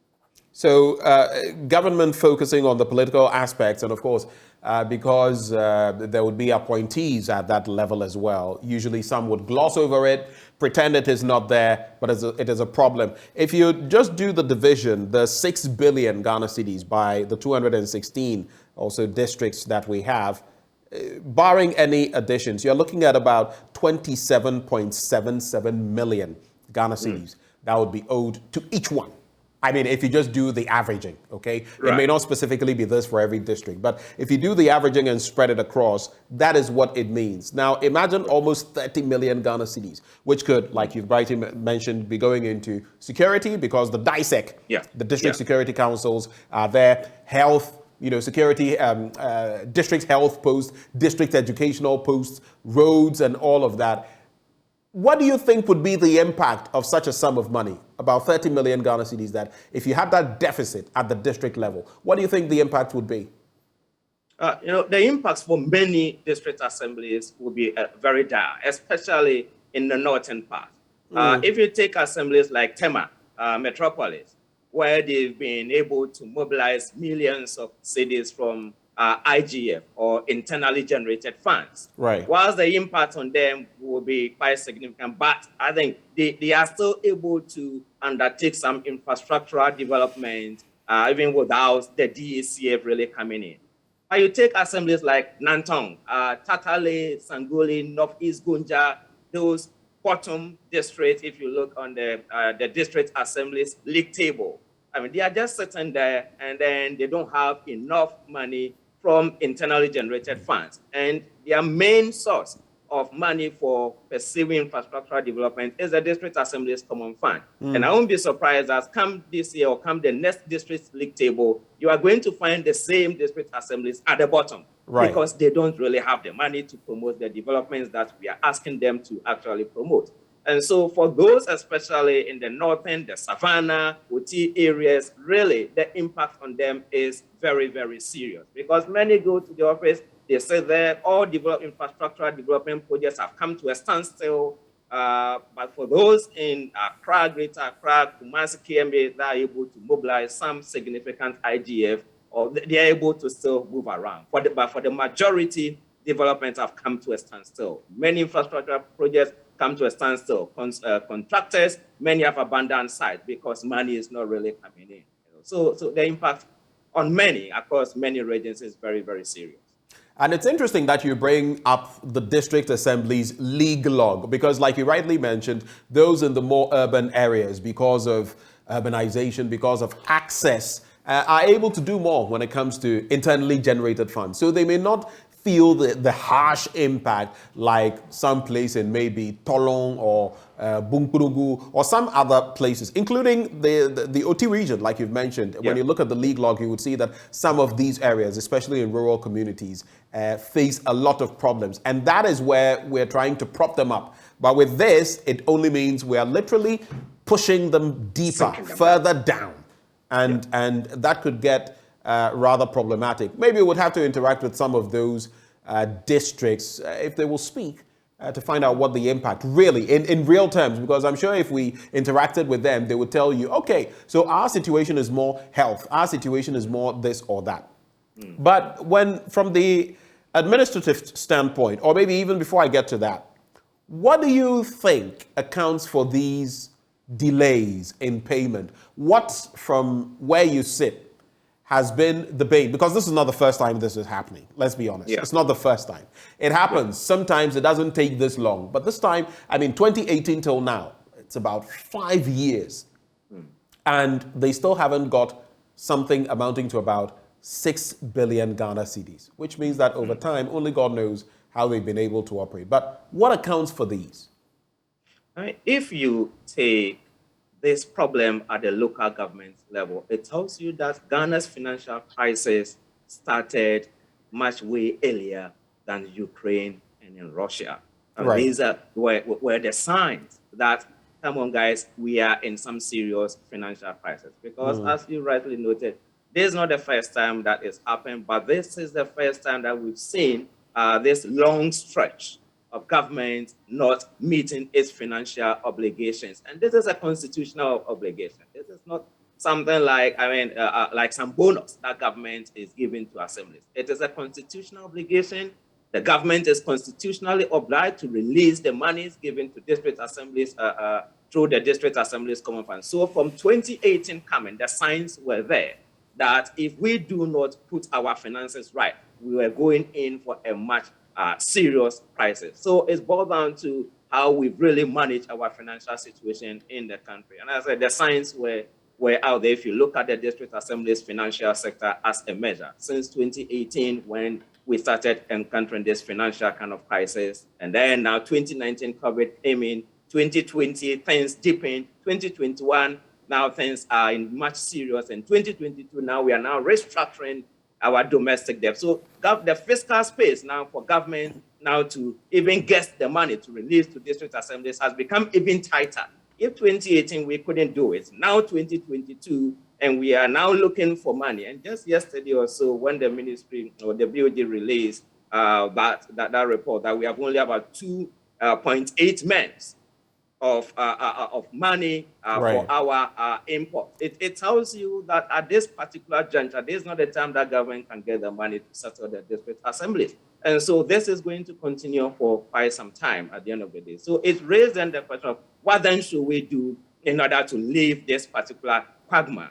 It means that at the end of the day, going forward, we will need a more independent constitutional body that will the money directly paid into the account, either the taxes that are mobilized for the district assemblies go directly to that organization so that central government doesn't control the finances, then we will be able to see some improvement. But so long as central government continues to control the finances, going forward, if you look at the debt restructuring kind of program for the next 5 years or so, the situation is going to be similar as we move forward. That's an interesting, in fact, a heartbreaking point that you make on the back of, revelations about our economic situation, import cover, what it has come down to and all of that. You are basically positing that there'll be no money for these district assemblies as far as the Common Fund is concerned for quite a while to come. Did you just say 5 years, into the next 5 years? At least as we sit here, nobody knows even when the IMF is going to actually approve the program that we've sent to them. And when they approve it, it doesn't also mean that just next day money is going to really come in. When the money comes in, we know that the debt that we've restructured, now we need to start paying the bondholders and then all that. And so government is certainly going to hedge those areas that government is not going to have legal troubles or legal problems. If they delay, government is going to hold on to that. But for areas, bond settling of bondholders and all that, where governments could run into serious legal problems or settling even our external debt obligations, government will attend to those areas first. But as I said, if you look at the 5 year to or even beyond 5 years, the debt restructuring plan, it tells you that the problem that we face with the district assemblies in terms of releasing money is going to for quite some time. At best, come in and release something very small, but government will not be able to get all the money to. It's going to be just paying off some trickling in kind of payment. But for the next 5 years, it's continue. So for the next 5 years, you posit that this could continue. One interesting thing is that a lot of these districts may have to fall on alternative avenues of raising money. Some may even go to the extent of borrowing money. And the question is, when you get into that situation, whatever comes in will be absorbed by the loans you may have taken, which means that you're not really making any progress. But let me also bring into the conversation Fred Odrejako. He's the Dean of the Institute of Local Government. Mr. Odrejako, a very good morning to you, sir. Good morning. Let me say that I'm the former Dean of Studies and Research. I'm no longer the Dean currently.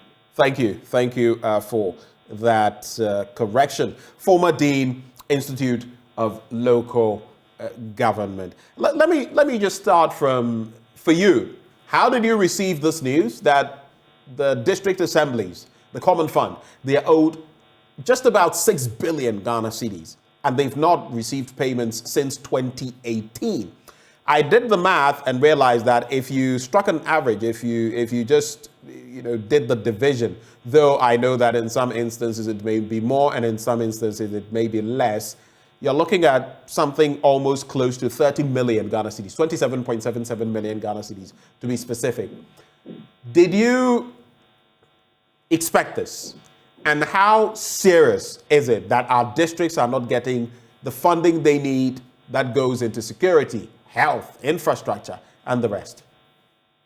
Well, to begin with, the funding of this assembly is a major challenge to our local government.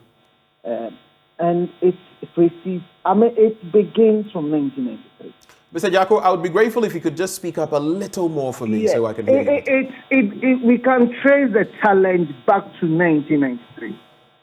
Since we started this experiment, if I may put it at that, no government can tell me they've paid the requisite 5% of the total national revenue that's supposed to go into the District Assembly Common Fund. Let me be clear that whatever money that has gone to the District Assembly Common Fund Administrator, it has been disbursed. But the point is that central government itself, that is the Ministry of Finance from 1993, has failed to give the required fund that should go to the Assembly. And this is a serious challenge to local government because central government has not respected the law since 1993. Central governments have not respected the law. District assemblies have been bullied because assemblies have suffered over the years. But because of the structure of our local government system, nobody speaks for them. So they can't come out to say that we are not receiving the statutory funds which the law requires us. Is it not also because of the political system? Political appointees at the district level, those who are supposed to talk, would not talk because it would put maybe government in a bad light and their positions could be compromised. Is politics not part of it? That is the first challenge.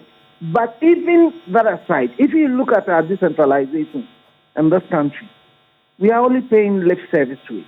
Because there are people who are at the center who believe the assemblies don't have capacity to even manage themselves. So they would use any flimsy excuse not to give them the powers that they need to even carry out their work. And when it comes to the fiscal side, there's a monetary side, it's worse. So that is where the challenge is coming from. And then the assemblies themselves have also failed to collect adequately the areas that are assigned to them, what we normally call internally generated funds. The system that should help them to collect those revenues to are so poor. But for me, the first challenge comes with the central government because if you look at the 5% that should even go to the assembly, it is woeful. It's very, very inadequate. But even what percentage? 5%, what percentage? I may forget. So pardon my interjection. What percentage of what goes to government by way of revenue do you feel would be adequate for the district assemblies? 10%, 7%? Give us a figure. No, I mean if you want to look at international best practice, I mean the Scandinavians are doing the best. They are doing 60%. 60%. 60%. And is it any wonder that Scandinavians are said to be the most happiest people on earth? I mean, look at Denmark, Sweden, and Norway, those countries. Right. They are doing almost 60%. We are supposed to be doing 5%. And no government, and I dare say, I'm saying this categorically, no government has paid the 5%. So it tells you that we are only paying lip service to fiscal decentralization. So that is the beginning of the problem. And then if you add the other political issues where they are being muzzled and even administrative issues, that you look at many of the key state agencies, that they will not allow the assemblies to function the way they should function. That tells you the challenge we have. So, and yes, we may be in financial crisis, but the problem we are looking at predates the current financial crisis the country is facing. There must be a political will by central government to give the assemblies what the law requires they should be given and more. So that would be a starting point, the 5%, which they've not been able to pay anyway. And you would assume that from the early 90s, maybe even all the way till about 2000 or into the early 2000s, you would say those were the teething period where we were cutting our teeth. But if in 2023, we're still, in fact, since 2018, we've had such a problem where they are owed so much, then you know it's a serious problem. And the bullying you speak of comes in. But I'll go back to my question. The Scandinavian countries, the Swedens, the Finlands, the Norways, and the rest, are doing very well in their human development. And you talk about 60% going to their assemblies. What do you think would be practical for us to do? The 5%, should we at least attain that? And if we attain that, what should be the next step? What percentage should we be aiming at to better the fortunes of our district assemblies? No, for an economy such as ours and the way we are doing things in this country, let me even say that I would hope that one day we can get to as far as, say, 20%. As far as how much? In the near future. But even beginning with a 5%, my worry Mr. Jacko, I didn't get that. As far as how much in percentage No, terms? I mean, in the medium term, say in the next 10 years, I would say let us strive to go to 10 to 20%. 10 to 20%. But even before we do that, the point is that let us ensure that the 5% the law mandates should be given to them. And if there is a need to put in place a system to do that, but I think Parliament must be the institution that must support us. So if Parliament is failing to do that, I don't know where else we can go, because yes, the courts could have helped, but if you have a political system, that district chief executive will be afraid to go to court to demand what the law gives to the assembly. Why is Parliament failing to protect the district assembly? Hello? Are you with us? Hello. I mean, for a start, I think the Parliament must be the institution that should protect the assembly. Right before I go back to Daniel Appiah, Dr. Appiah, I'd just like to find out from you. Dr. Appiah, interacting with me earlier, said that, look, realistically, there is no money for these district assemblies.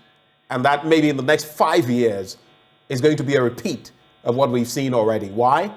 He makes the point that we're in dire straits economically. In fact, when you look at our import cover, among others, we have very little room within which to operate.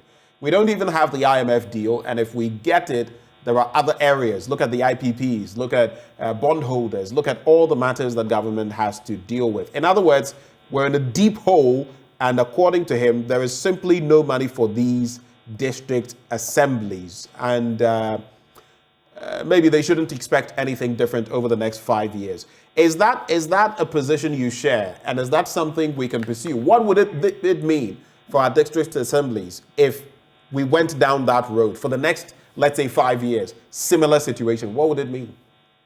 Well, I think there must be efficiency in the collection of IGF, that's internally generated funds. Okay. These are rates, licenses, fees, and charges, and even taxes that by law the district assemblies are empowered to collect. They have, if you look at property rates alone as a singular factor, and you consider most of the urban districts and the municipalities and the metropolitan areas, if they are going to be efficient in the collection of property rates alone, I think it can go a very long way to support the work of the district assemblies.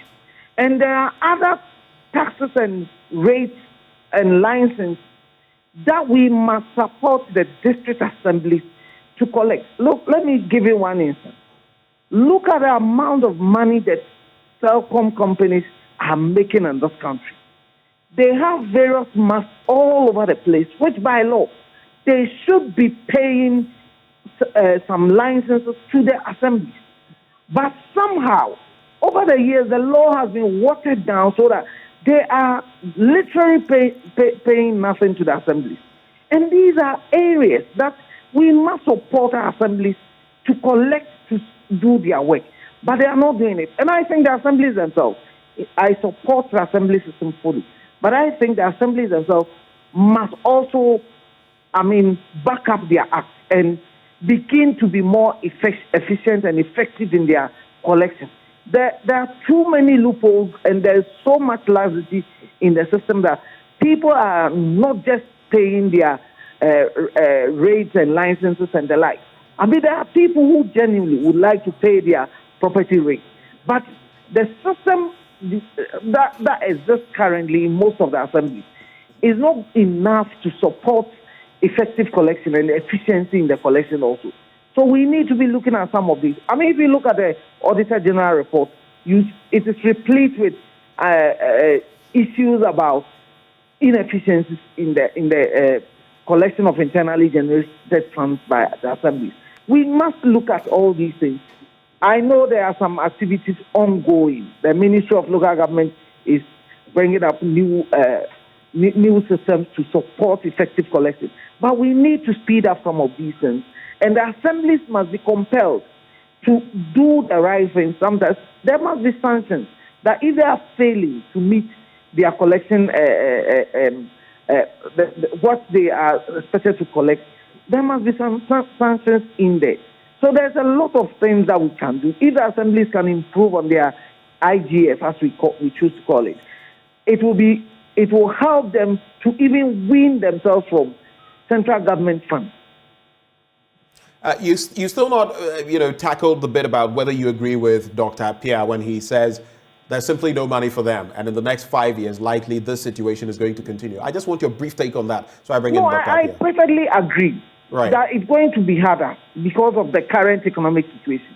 We have a bad situation, and as far as central government is concerned, it's going to be worse because of the current economic situation and the IMF program and all that we are talking about. But besides that, the assemblies must work at being more efficient in their internal collection. It's going to get worse, likely. It doesn't look like a very positive outlook as far as the district assemblies and the common fund are concerned. But let me come back to you, Dr. Appiah. Having listened to Mr. Odre-Jacko and what he has shared with us, the picture he's painted, best practices in other parts of the world, especially the Scandinavian nations.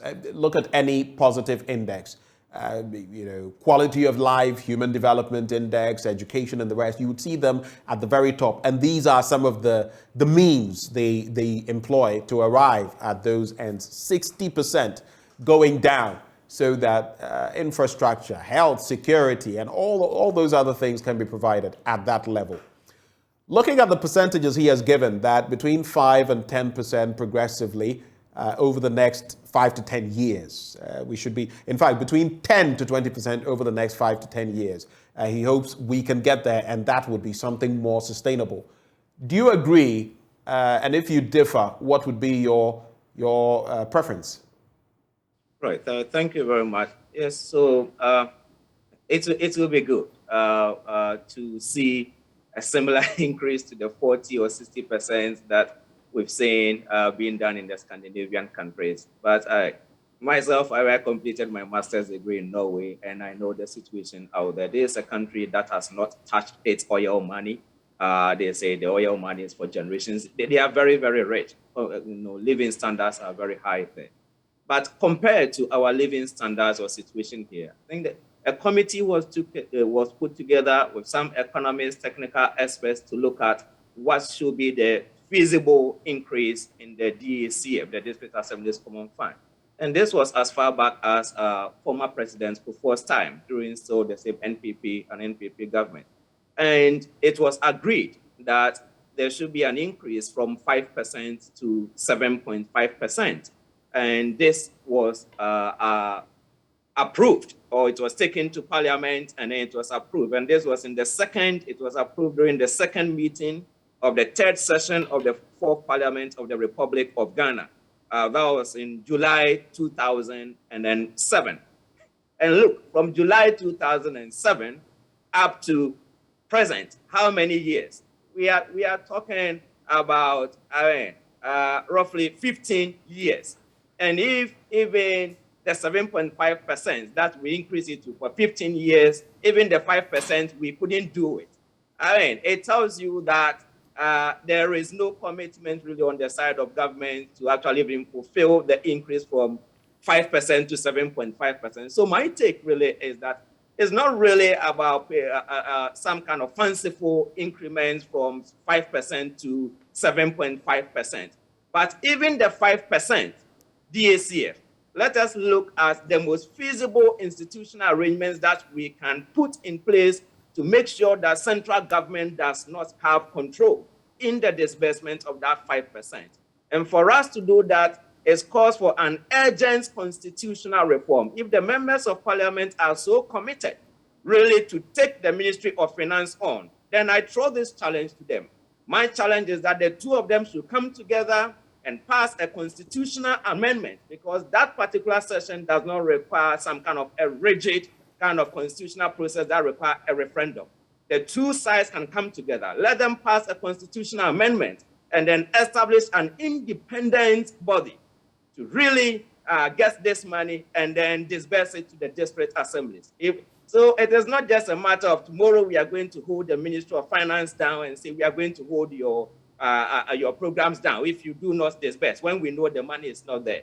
They should come together, create an independent body to get the money. Secondly, the sources of the money, wherever the taxes are coming from, once they create these constitutional amendments, they have to make sure that the monies go directly into that particular pool and central government will not have control over that.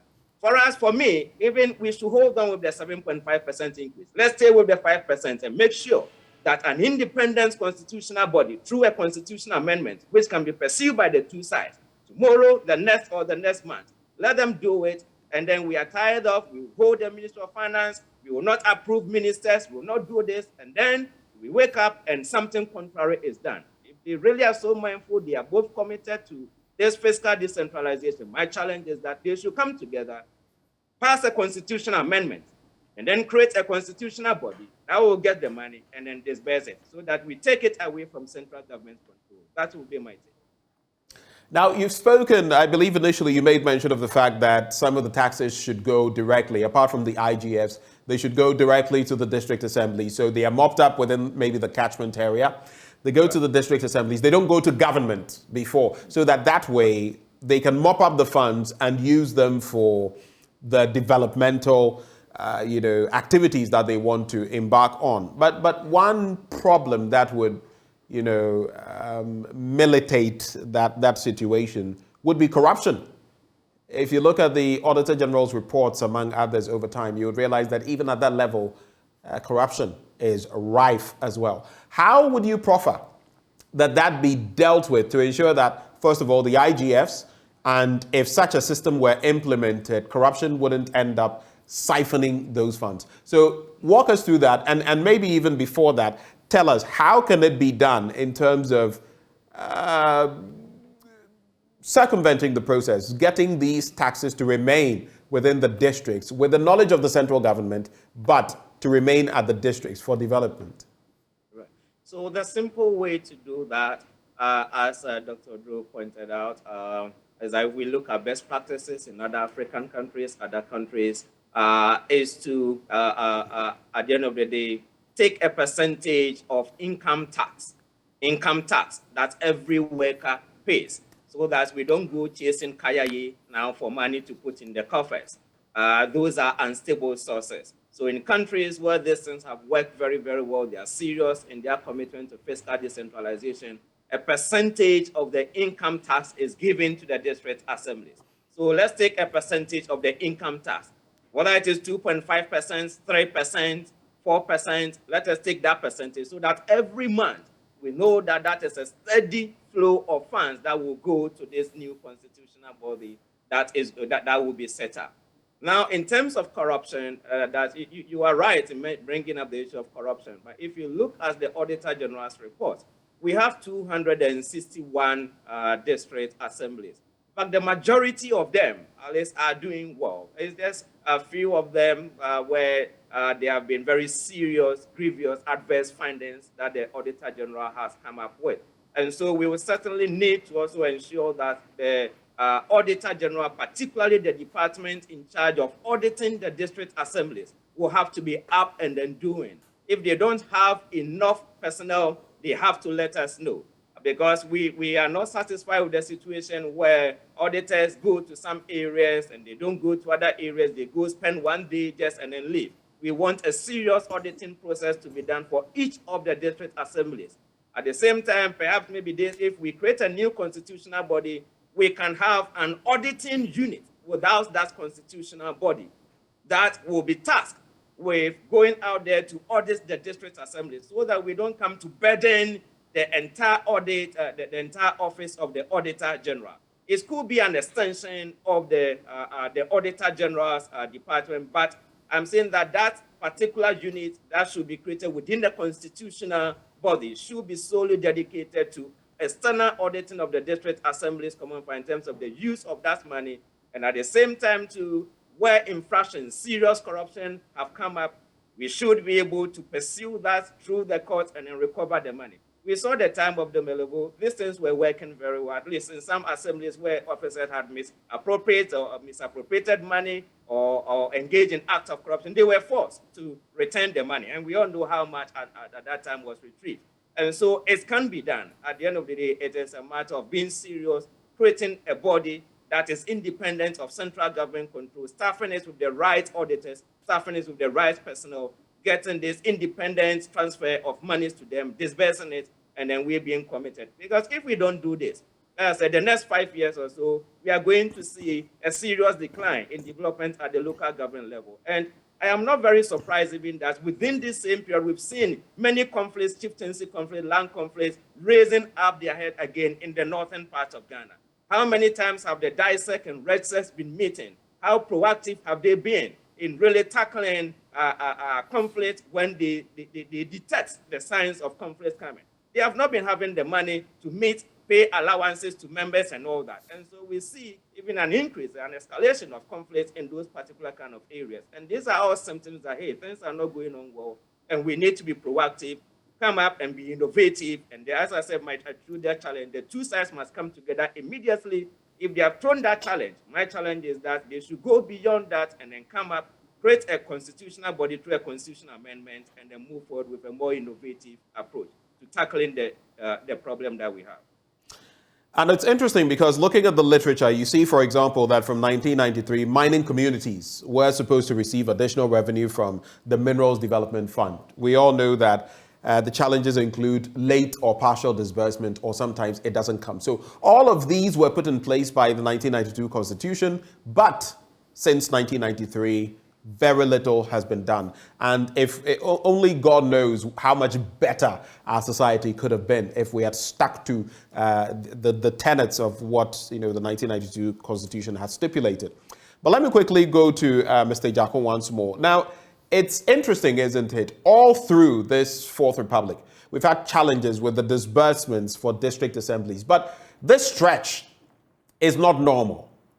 I don't know whether, for you, memory serves, whether you can tell me of any stretch of time when we have gone this long without disbursements to the District Assembly's Common Fund. Since 2018, it's practically 5 years.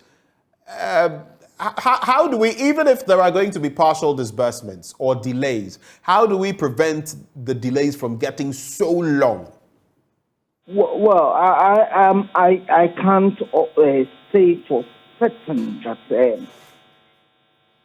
from 2018 there's been no disbursement, because I don't have clarity on that timeline, because I know periodically there are publications as to when payments are made, and I can't recall that it goes as far as that period.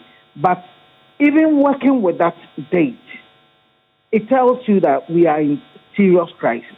And it tells you that our local government system is not working as it should. Because fundamentally, the structure is weak. It's been designed to be weak, to be subservient to the central government. And there exists no system for the assemblies to, even express themselves. I am not a big fan of creation of new bureaucracies, because they also are going to come with their own costs and inefficiencies and the like. I think the core of the problem is to look again at the local government system as it is. And I'm asking myself, supposing we have a directly elected district chief executive, will they not be bold to take central government to court to insist that they should be given their money? Look, not too recently, two members of parliament took central government to court that if you look at the oil revenues, they should be part of our national revenue because they were not counted. From 2013 thereabout, central government refused to add the oil revenues to the national revenues when it came to the disbursement of this Assembly Common Fund. Two members of parliament took the central government to court, and the central government lost. Now we know that the oil revenues have now become part of the national revenue. It tells you what we can do if we empower institutions. If we create another body, I mean, even without the creation of a new constitutional body, what is the parliament doing? Why is parliament not speaking for district assemblies? Why are they not dragging the finance minister before them to question the finance minister as to why they failed to disburse the funds to the common fund administrators to be given to the district assemblies?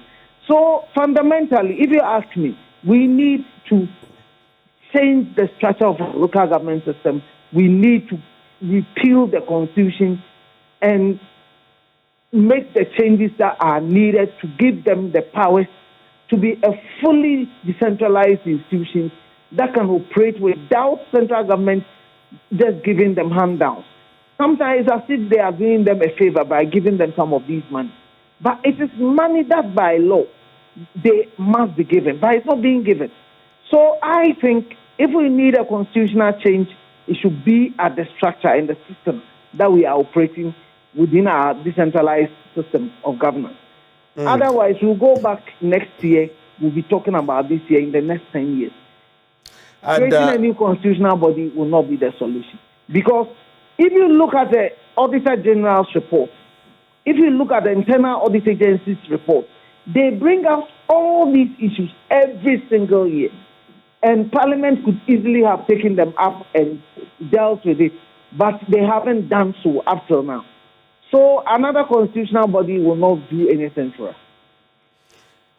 I'd like us to address this. And of course, initially, I just realized that with my calculations, I was looking at 216 actually instead of 261. When you do the math, so Dr. Appiah as well, it wouldn't be around 27.77 million as anticipated. It would obviously come down. The figure now would be 22.98 million if you do the division of the 6 billion Ghana cedis by the 261 districts. But that still is quite a hurdle.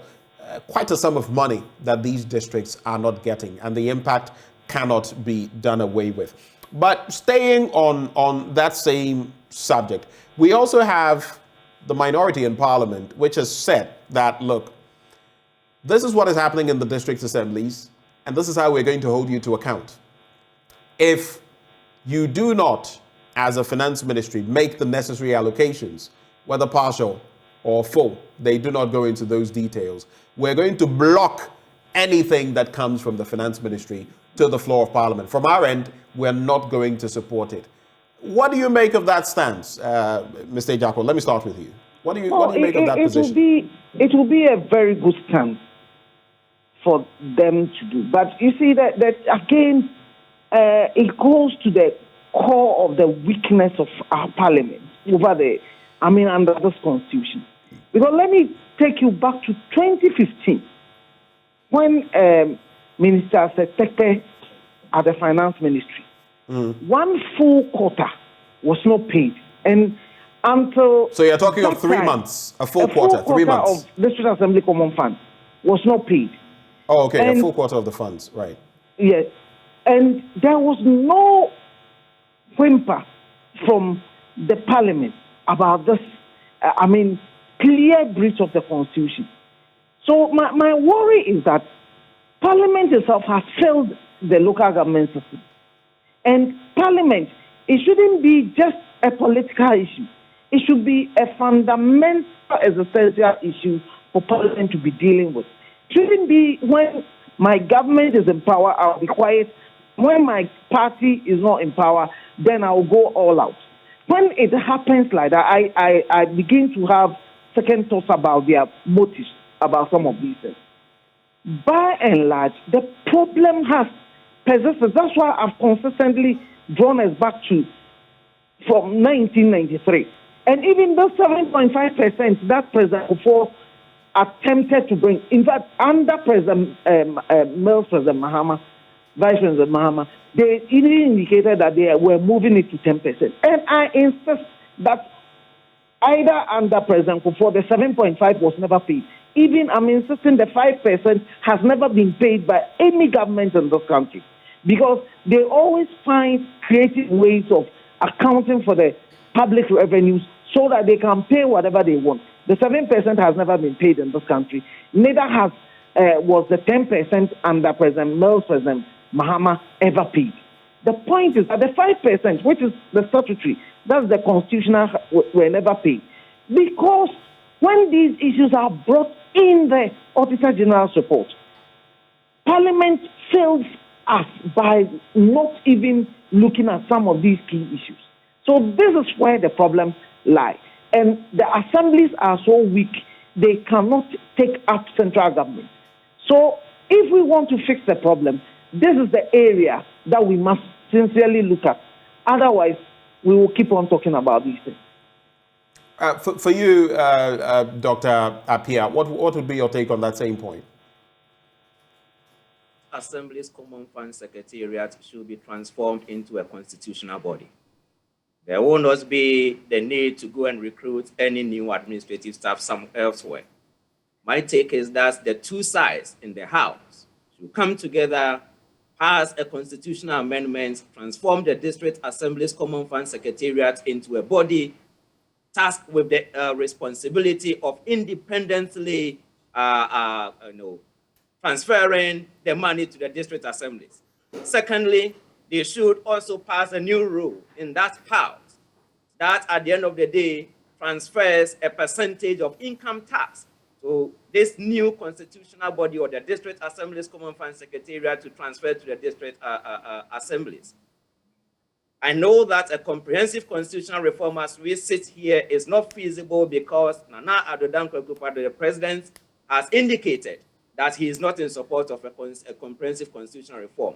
But at least he has demonstrated some commitment to pursuing some reform in the local government sector. But very quickly on that point made by the president, it's not all about him, is it? It's about the people and it's about the members of parliament. And if we are talking about now where power resides. We are talking about where power lies. And it is not, the people don't have any power to go and pass a constitutional amendment as in parliament. But the people are in the constituencies can do that through their members of parliament, which is where it counts. At the end of the day, so let's assume that the members are now pushing the members of parliament out there to now block the business of the Ministry of Finance. And I'm saying that that is not a realistic approach at the end of the day. If the two are so interested to really ensure that monies are transferred to the district assemblies in a regular manner, then we need to really look at the institutional structure, because it is the architecture that is suffocating the district assemblies from getting the money that they need. And so the two of them should come together, because as Dr. Drew rightly pointed out, during the NDC's time, you hear a quarter has not been paid, 2 quarters have not been paid. NPP comes and you look at their manifesto and they say, oh, we've increased the payment of district assemblies common fund from 35.1% in 2016 to 53.40% in 2019. But that was just a clearing of arrears. It is not that at the end of the day, they consistently from 2018 paid the money. It was a clearing of arrears. So even if you increase it from 31-point-something% to that 53.40% by clearing arrears, you haven't done anything. What we want to see is a consistent, regular transfer of the money. And my take on that is that the two sides should come together at the end of the day, transform the District Assembly's Common Fund Secretariat into an independent constitutional body, create new rule that transfers part of income tax directly to this District Assembly's Common Fund, and let this body transfer. This is not going to be some new bureaucratic kind of layer. At the end of the day, we have to look at what works in other countries, what has worked, and what is feasible within the context in which we find ourselves. I'll block you here today, I'll block you there tomorrow. That is not going to lead to anywhere. And in any case, how sure are we that really they will be committed to blocking any business in the house? If we look at their track record over the past 6 months or so, they have failed woefully to actually be committed to even blocking anything. From the majority side, when they put pressure on the president to remove the finance minister, what came out of it? Nothing. From the minority side, we will not approve 6 new ministers. Nothing came out of that. So let us look at the most feasible approach to do that. And if you look at the two sides should be able to come together to transform the DACF Secretariat into an independent body. And at the end of the day, not forget to actually also re-engineer the financial architecture supporting the district assemblies by taking a percentage of as an income tax and then transferring it directly. Otherwise, if we go ahead and create something like the office of the head of a special office or special prosecutor, and then we don't pay attention to the financial engineering side, then they will wake up and they will complain that we don't have the money coming in. We are not able to recruit staff and all that. But we don't have a similar situation happening to the Auditor General's Department. Why? Because the Constitution made some assurances, provide guarantees that once the Auditor General's financial budget is actually approved, in the government does not have the power to vary it or to block it. And it's the same kind of reforms that I'm calling for when it comes to district assemblies. Let's transform the DACF Secretariat into an independent constitutional body. Right. And let's also deduct some percentage of income tax directly to that body and let them disperse it. This is feasible, it's doable. The two sides can come together and then do it if they are really serious, committed to this. Doc, hold for me. I love the passion with which you've wrapped the conversation, the thoughts that you've espoused. But what I find curious, what I found interesting was the fact that you think, look, both the majority and the minority in these arrangements, they've never been successful in Parliament in bringing, giving birth to anything. But Mr. Odre-Jacko feels, well, the stance of the minority is the way to go. Final words in some 20 seconds each. What will be your parting words? I think, Doc, you've spoken extensively. I don't know whether you take that, but Mr. Jacko, final words in some 20 seconds. Mr. Jacko, are you with us? We all need to pay more attention to our local government. Right. If there's going to be any development in this country, it's going to be at the local level. But we've overemphasized at the central level. And we've always use the word lack of capacity to undermine the work of the assemblies. We should support the assemblies financially, administratively, and politically for them to perform their function. Okay. Thank you for those brief words. Let me come back to Doc. Doc, do you have anything else to add? No. Okay. Let the two sides come together, enact a constitutional amendment, transform DACF into a constitutional independence body, take a percentage of the income tax, give it to them to disburse. Otherwise, in the next 5 years or more, things are going to be very serious. There are going to be many security situations that the assemblies will not be able to handle, and it's going to affect all of us. Thank you. Thank you so much, gentlemen, for allowing us to tease your thoughts on these all-important matters this morning. 6 billion since about 2018. Not paid to the District Assembly's Common Fund. And the impact is out there in our districts for all of us to see. We bring it forth, hoping that it will impact policy moving into the future. If the Scandinavian countries can do 60% and achieve what they are, why can we not? Progressively. No one is saying we should get there immediately, but progressively. This has been a conversation we've had with Dr. Daniel Appiah. You just heard him. He's a public administration expert. And Fred Odre-Jacko, he is former Dean, Institute of Local Government. Before we get into our next conversation, which is also on the political trajectory or the political front in terms of the Asin North Member of Parliament who has not been allowed to play his role on the back of a court decision. I'm talking about James Jachikwason. That situation still hangs. There's some limbo there that situation hangs in. And minority members of Parliament are very unhappy with the adjournments of the case or the abeyance. We'll be getting into that conversation next on the AM show. But before we go, I'm going to take a sip of water. And you know which one I'm going to be sipping on. Awake purified water. Now, Awake is premium purified water treated through a strict purification process to ensure that every bottle on the market refreshes you better. We know water is life. If you go for water, go for Awake. And they have the perfect sizes. 330 ml if you want to give it to the kids, put it in their pack. 500 ml, 750 ml for the heavy drinkers, 1.5 liters for those like me who always want more. If you're in your office or your home and you want something bigger, we have something for you too. Our 19-liter jars are ideal for those purposes. So all you must do now is drink Awake Purified Drinking Water and enjoy life as it is. Choose a bottle of Awake Purified Drinking Water today and get quality hydration. Awake Purified Drinking Water, one for life. Remember, for every bottle you purchase, a donation is made to the National Cardiothoracic Center so that our brothers and sisters in need of health treatment, as far as their hearts are concerned, can receive that treatment. It's another quality product by Casapreco Company Limited. For bulk purchases, just call this number, 0262 351 251. 0262 351 251. Do remember, this advert is FDA approved. We take a breather. I'll take a sip of water. Bernice Lansah takes over from here.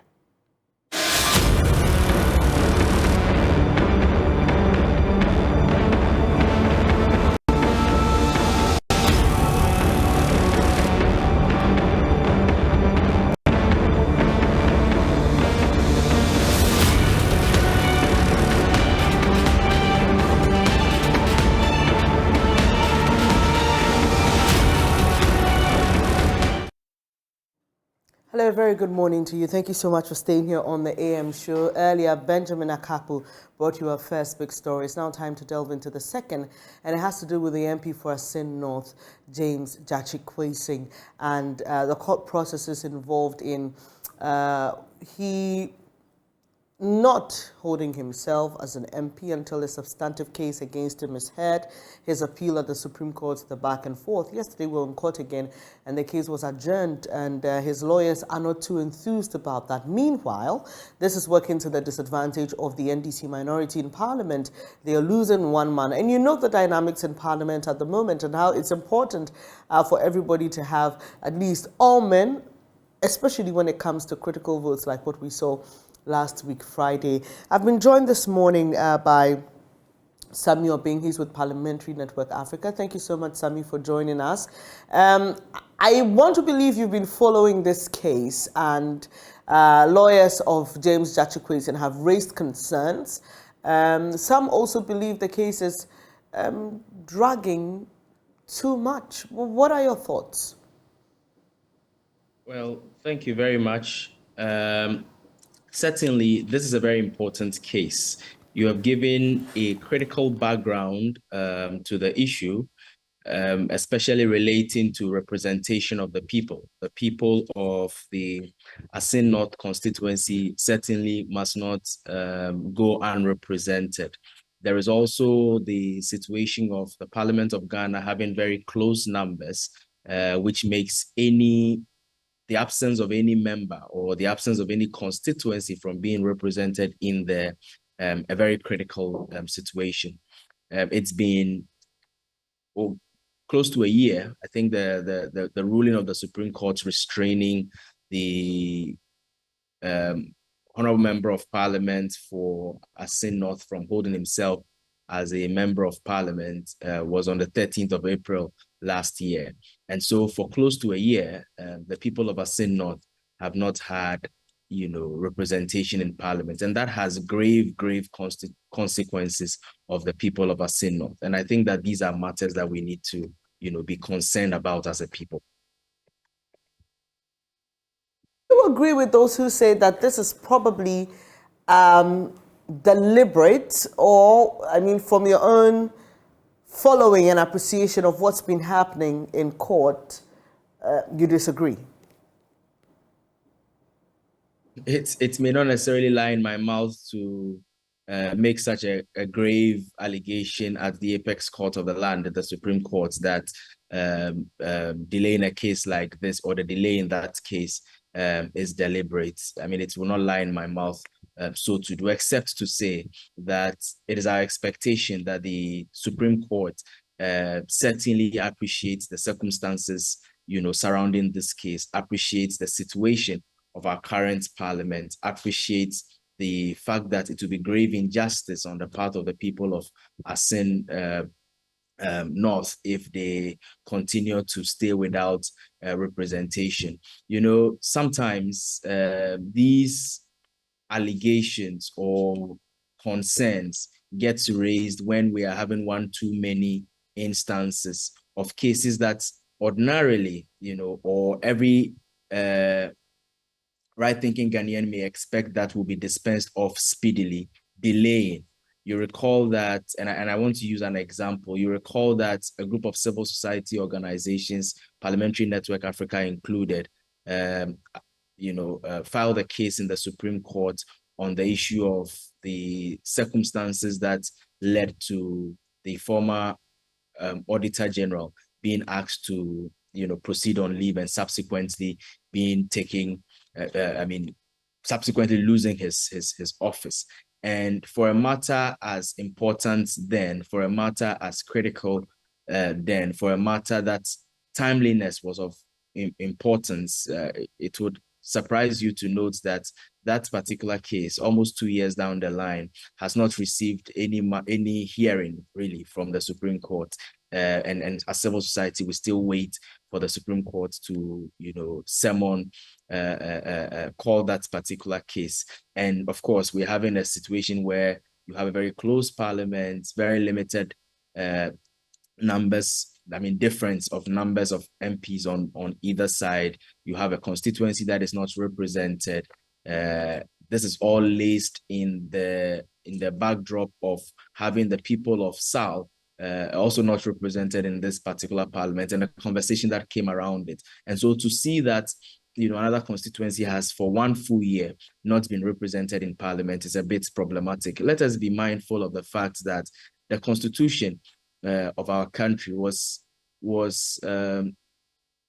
gave an indication, in my opinion, of the need not to make any constituency suffer from being represented in parliament, to the extent that Article 1125 of the Constitution, which spoke about Article 112 of the Constitution, which spoke about how a member of parliament who has lost his or her seat can be replaced. was very clear in the processes. And I think that the timelines that it gave, were so that we do not have people losing representation in parliament. It says that if a vacancy, is created in parliament, the clerk shall notify the Electoral Commission within 7 days of the information coming to the attention of the clerk or of parliament, and also within 30 days from that notice, that information being clear, the Electoral Commission shall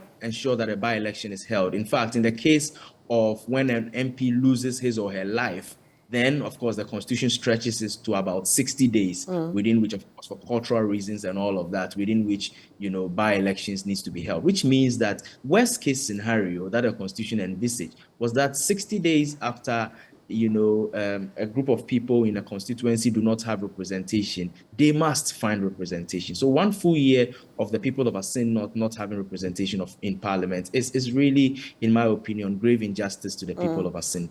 But it's interesting. I'll allow you to digest this question. I'll go to Victor Dawudu, who is a member of the NDC legal team representing James Quayson, and I'll come back to you.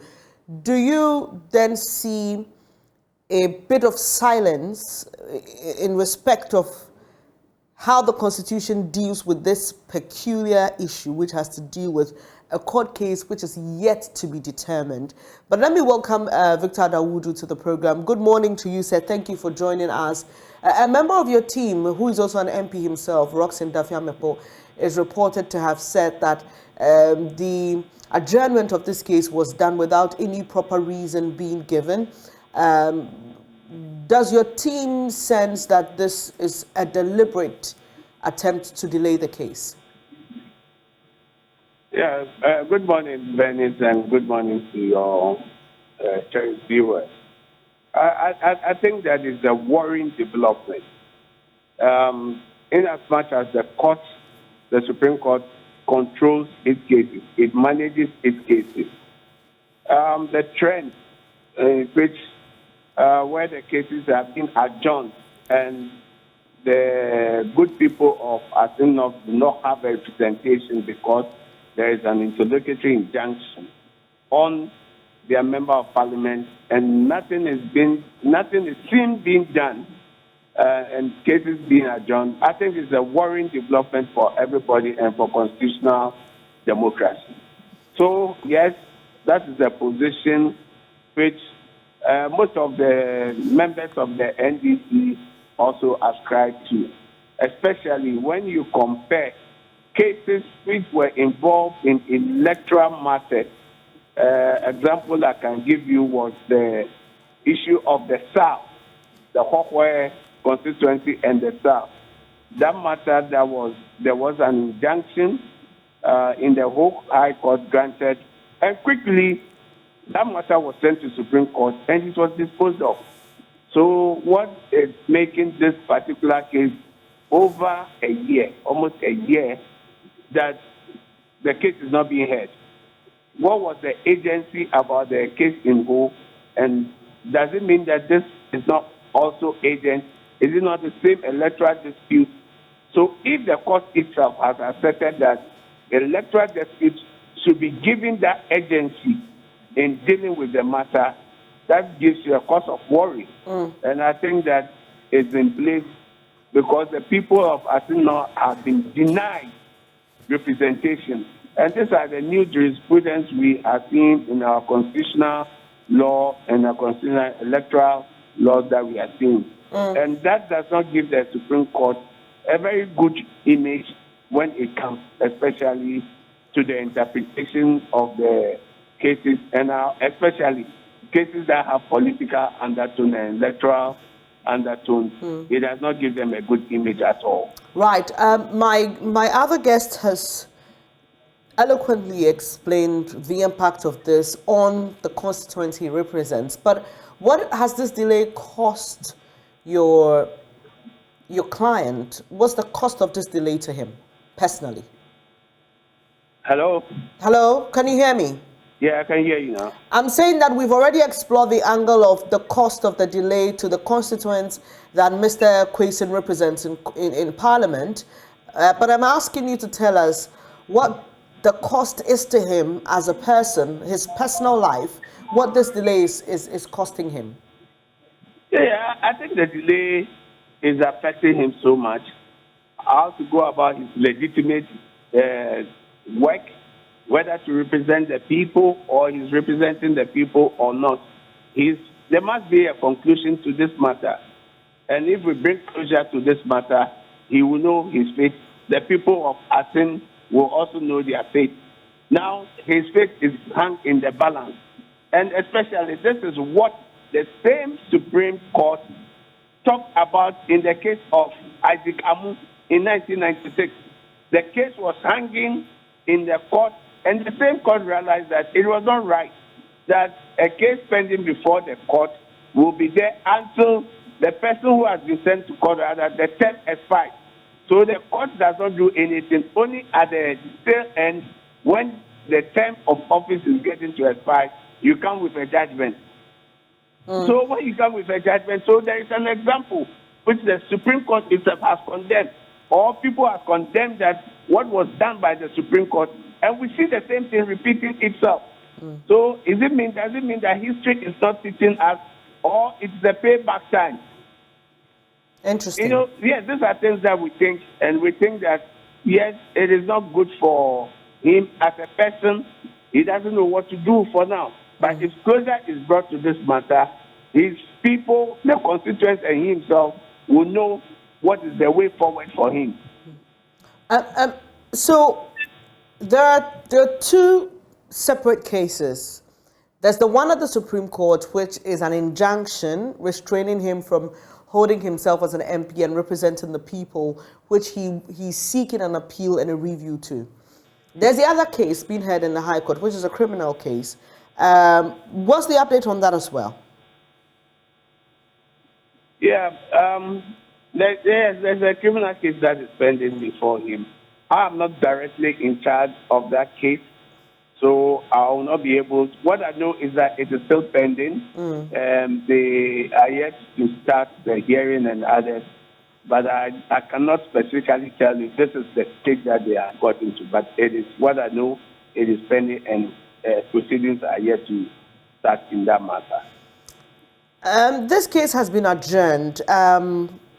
Are you confident that when the next hearing day arrives, you will have that opportunity that you so desire to make a case for your client to be allowed at least to represent his people while that case in the High Court continues?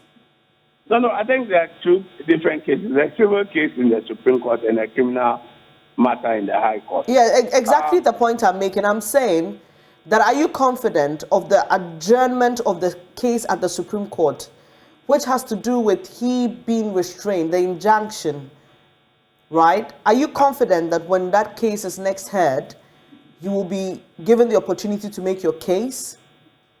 No, I am not directly the leading. I think it's Mr. Katuchikata who is leading that matter with my friend Justin Fabra. We are just behind, also giving the necessary support.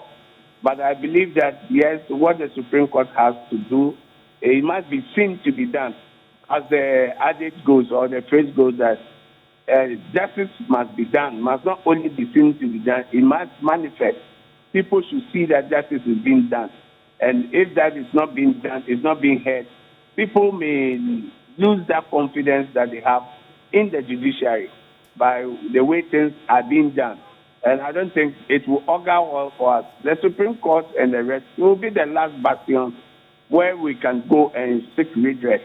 But if we have a bad perception or image of it, or there's a block on it, I think that it does not augur well for our clients and even the general public. I'll come back to you for your concluding remarks on this matter. Back to you, Samuel Ping. So on the issue of the Constitution and whether or not there are clearly prescribed remedies for situations like this, and what this opportunity should afford us in the conversations about the review of the Constitution. Well, Bernice, over the lifespan of the 1992 Constitution, we've had quite a number of cases relating to challenge of parliamentary elections, in court. In fact, in recent times, the presidential bit has also joined in. In all of these cases, I think that there are useful lessons that can be learned on the issue of timelines and perhaps strengthening some of these issues in the Constitution should there be a review of the Constitution. It's, however, important to note that in this particular case, the case was actually heard in the High Court. Mr. James Kwesing was declared as, his elections was declared as null and void in the High Court, which meant that ordinarily, if the issue was not challenged, in my opinion, then, it would have been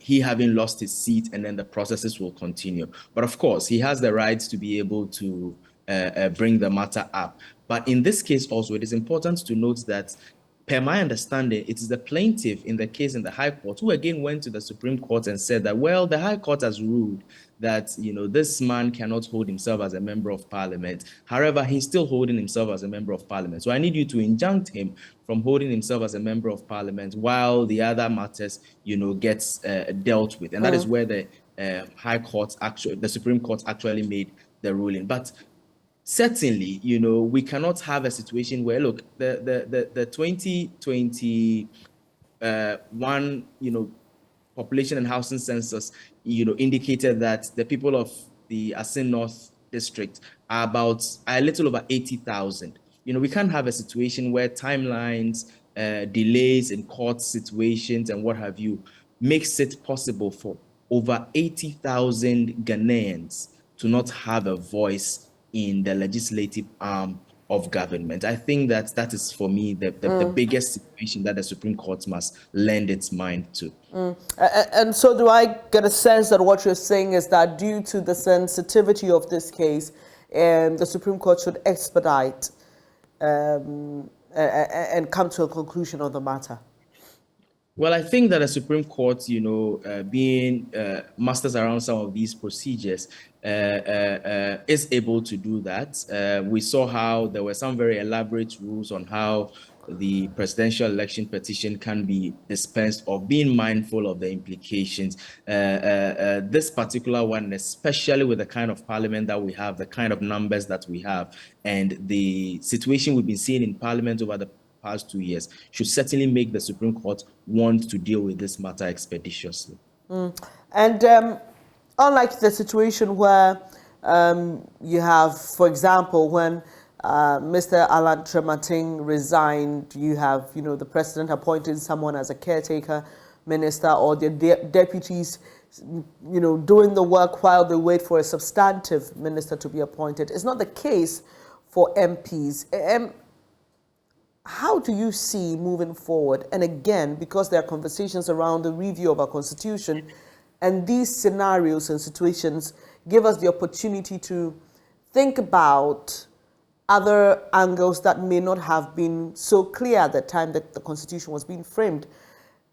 What should we begin to look at? Yes, it is a one-off situation, but it's denying people a representation in Parliament, a very important representation in Parliament. So what are the options for you while we look at this case and ensuring that it doesn't,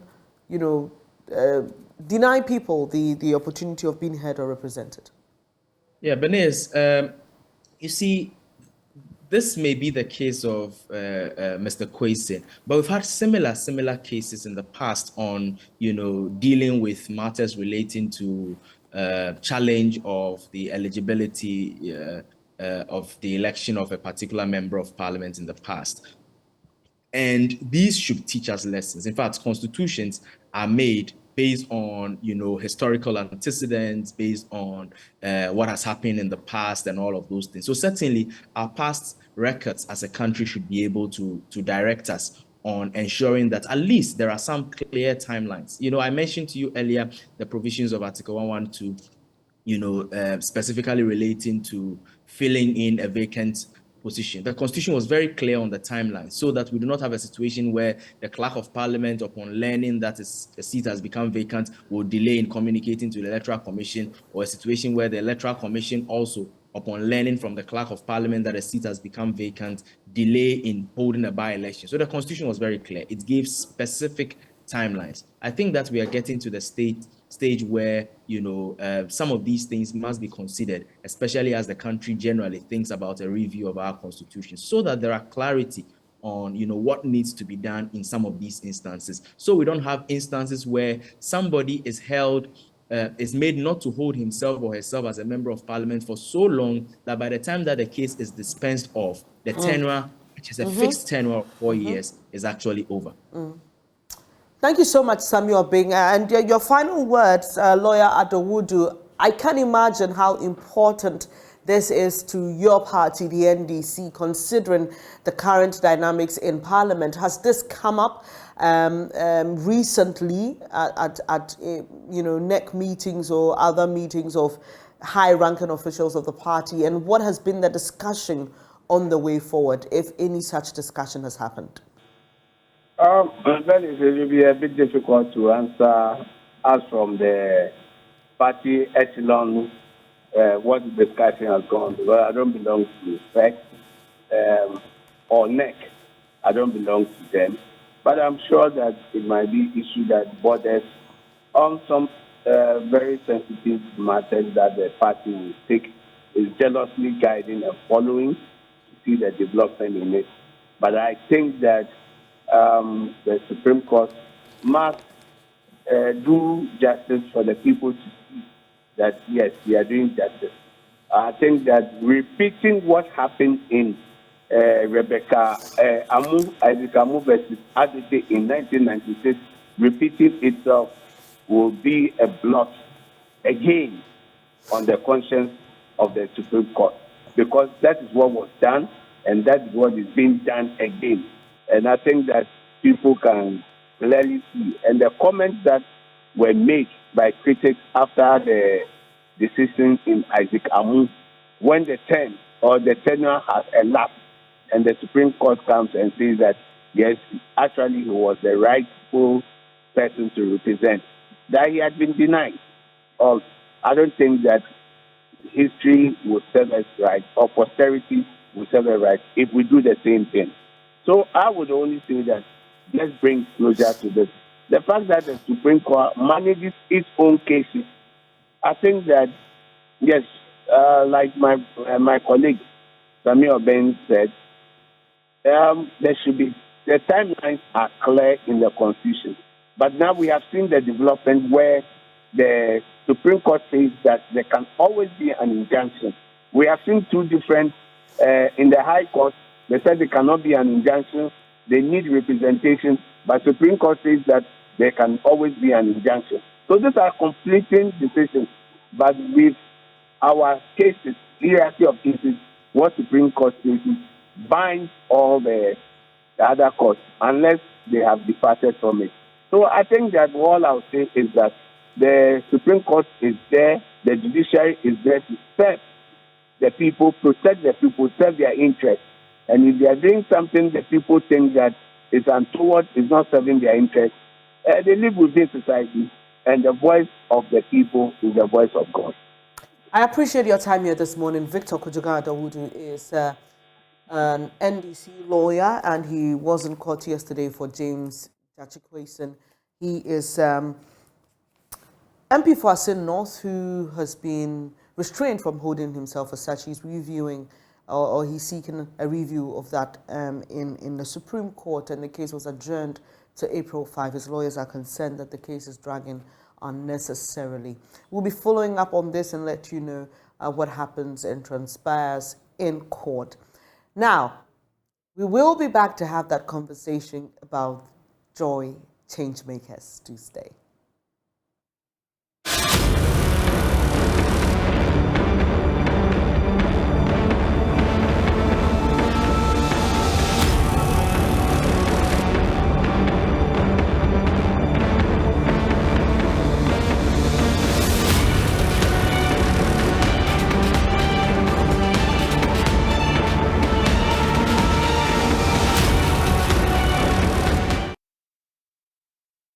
You're welcome back. This is the AM show. I'm Bernice Lansah, and you know here at the Multimedia Group, we are all about making an impact and not just appearing on your screens every day. And that's why we think through what we do and put up the very best of content, not only to engage you, but to engage policymakers to initiate change in this country.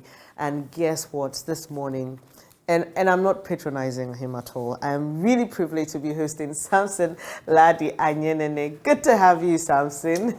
I'm excited to be on your show this morning. Yeah, thank you so much for coming. So this morning we're talking about the Joy Change Speaker Series, and this is the 4th edition, and it's happening this Saturday. And here's why you must join us on Saturday from 9 a.m. to 12 p.m. You don't only have great people billed to speak, you have great people who will ask the most important questions and do the best of moderation for you. You have Samson Ladi Ayenene and Dr. Mami Mensah-Bonsu. So Samson, tell us more about this. I just had a conversation about the Jachikwason case, and we were talking about what the Constitution offers in such situations. You're speaking about getting it right after 30 years, my case for constitutional review. Why is this the important conversation to have at this time? Great. And thank you once again. And my co-host, whom I'm so privileged and thrilled to have her join us do this work. She's a constitutional theorist. She has such a brilliant mind. Dr. Mami Mensah-Bonsu.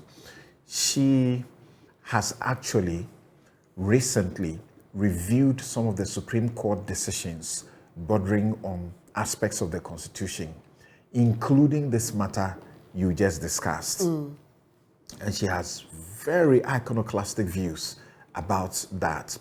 So I can't wait to have her in, fire the questions with very, researched and formidable legal basis to our incredible guests.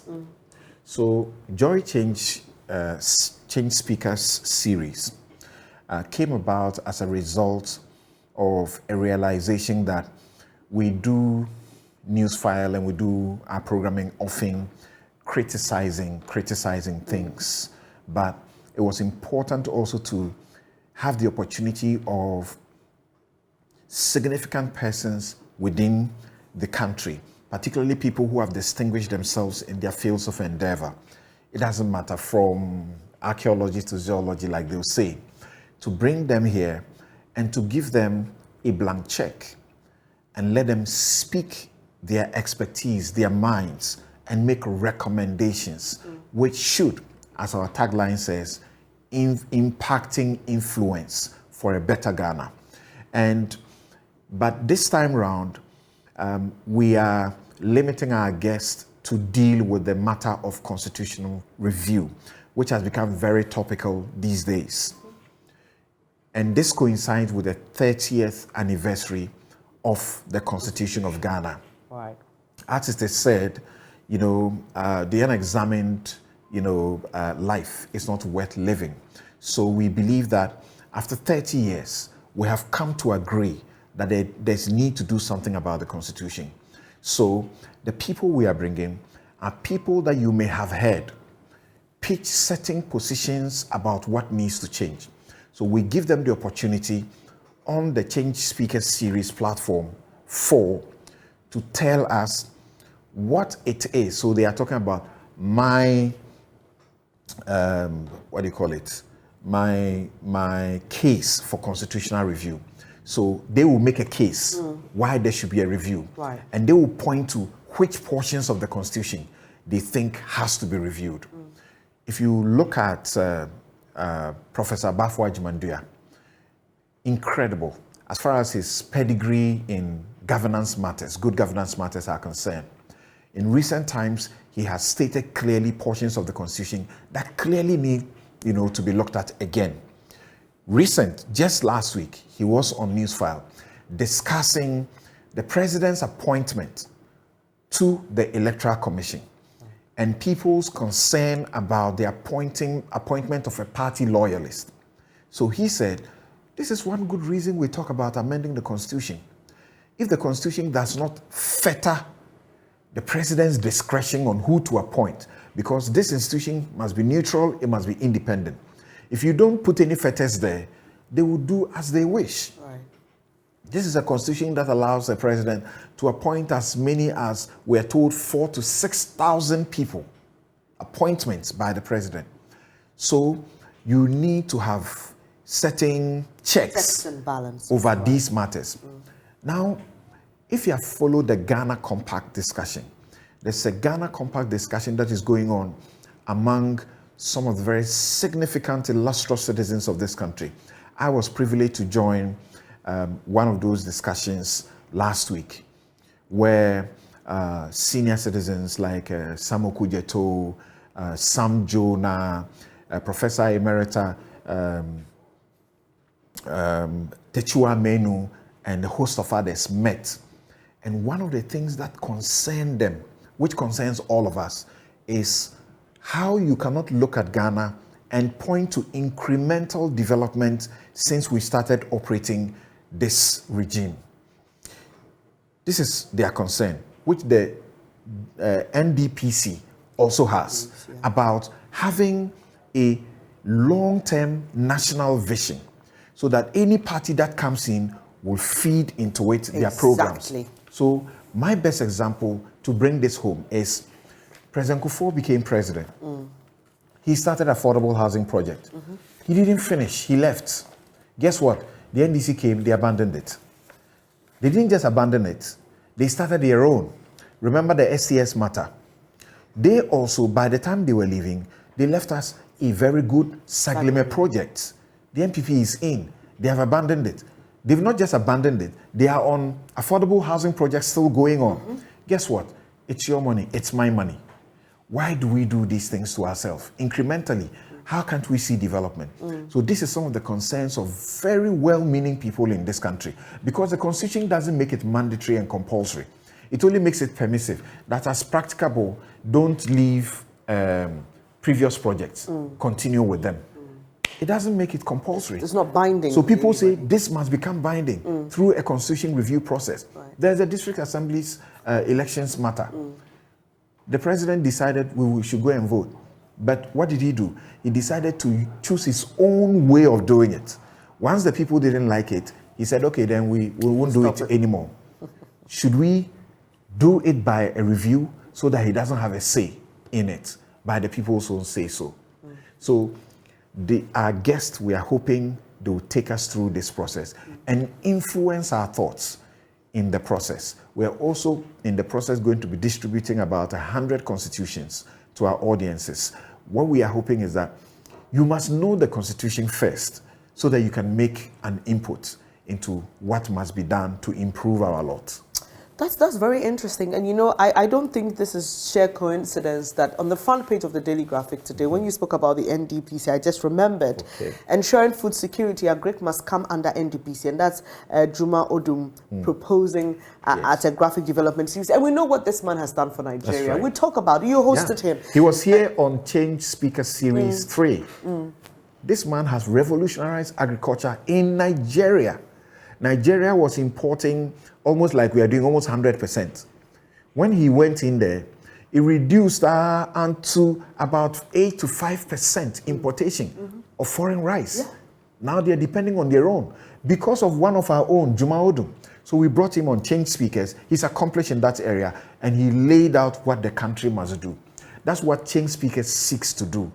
You give people the opportunity who know something to speak about them and give advice.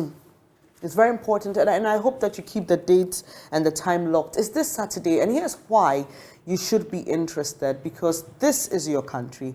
This is where you live, and you must be interested in every single detail of how it runs.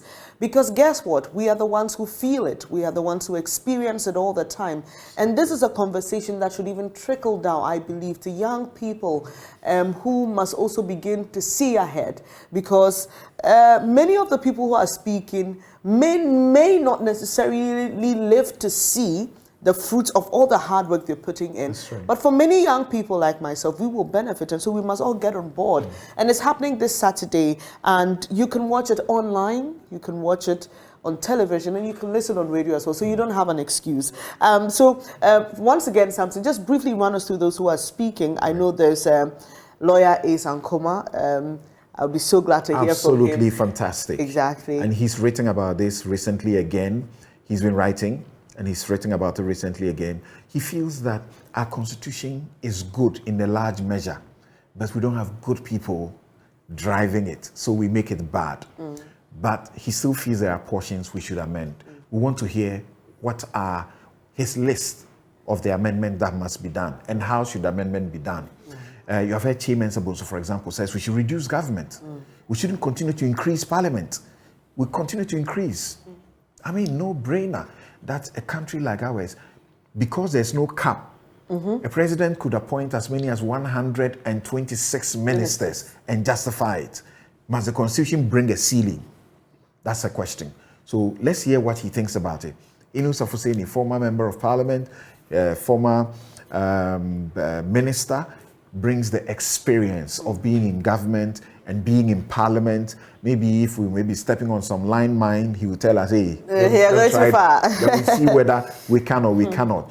Bridget Jugbonuku, who is the PPP's presidential candidate, has also been very vocal at fora on constitution review. She has very fine ideas. We want to hear and try and synthesize them.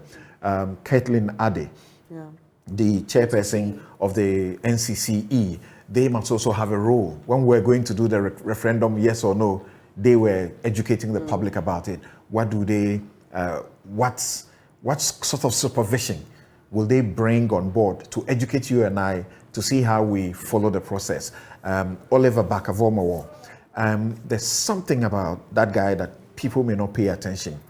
He's not just a lawyer and a researcher, but the Constitution Review Commission set up in 2010, which produced its 1,000-page report in 2012. You can call him your whiz-kid, engine that was within that system. So when we are doing the process, maybe we bring up an issue. He'll be able to point us to us. This was dealt with and dealt with in this way. Maybe this time we can look to add on and do this way. They proposed about over 50 non-entrenched clauses to be amended, and then about 41 entrenched clauses to be amended. He is your hands-on guy that even if you were asleep and you woke him up and you said, what did you guys say about Article 41? He can tell you exactly what they did. Great so we are hoping that it will be rich and the audience will participate with questions. It definitely will be rich. And I'm just reminded, the president quite recently, I think about a week ago, spoke about those who are calling for review of the Constitution. And I pray he listens, please. Ask the president to listen. Let him hear from the people. And maybe he will be convinced. But once again, it's about you and I. Once the people want something, there's no stopping it. So let's all understand. Let's all listen. Let's all engage, have discussions and conversations. And like Samson said, what's the point of using something for 30 years and not sitting back to ask yourself, what progress, how has it helped me? Even in our own homes. I mean, quite recently, I was speaking to one of my bosses and I said, I've had to do a few adjustments here and there because I had to sit back and look at how I'm managing myself, career, home, and all that. So, I mean, this is something we do. So it must extend to the national level. It's a natural consequence of life. Exactly. It's a natural consequence of life. The president used to be an advocate for an overhaul of the Constitution. But since he came into office, he wants us to be hesitant about overhaul. He wants something done, but he doesn't want it the way some people see it. But well, when it is the people's, decision, the people are the sovereign. Exactly. The elected are servants. Something we don't understand here. We just don't get it here. That's right. But thank you so much, Samson, for coming. On Saturday, my pleasure. It will be this way, but I won't be the one seated here because I'm not qualified. As at yet, as at now, you're more than qualified. and like I said, I'm sure that she'll be hosting me one of these days on Newsfile. Very soon. Let's see how it goes. Fingers crossed. We're done with the Ghana month. I'm just looking at the pictures. Some coincidence there. Yeah. Good. Yeah. I'm happy about that. Thank you so much, Samson Ladi Ayen, our one and only host of the Newsfile, has put something special together with the team for you this Saturday in our Change Speakers Series 4. You must not miss this and join the conversations. It will be very interactive on social media. You can send your comments, also send your tweets, and definitely they will try to incorporate that. But that has been our conversation this morning. The constitutions we are giving for free, Fantastic. 100 of them. Fantastic. So do get interactive with us. And for you young people, and I need to say this again, young people, please, let's not lose it. Let's be interested and let's come together and help this nation grow. Well, that'll be it with my conversation with Samson. Benjamin Akakpo joins me after shortly, and we get interactive with you. Do stay.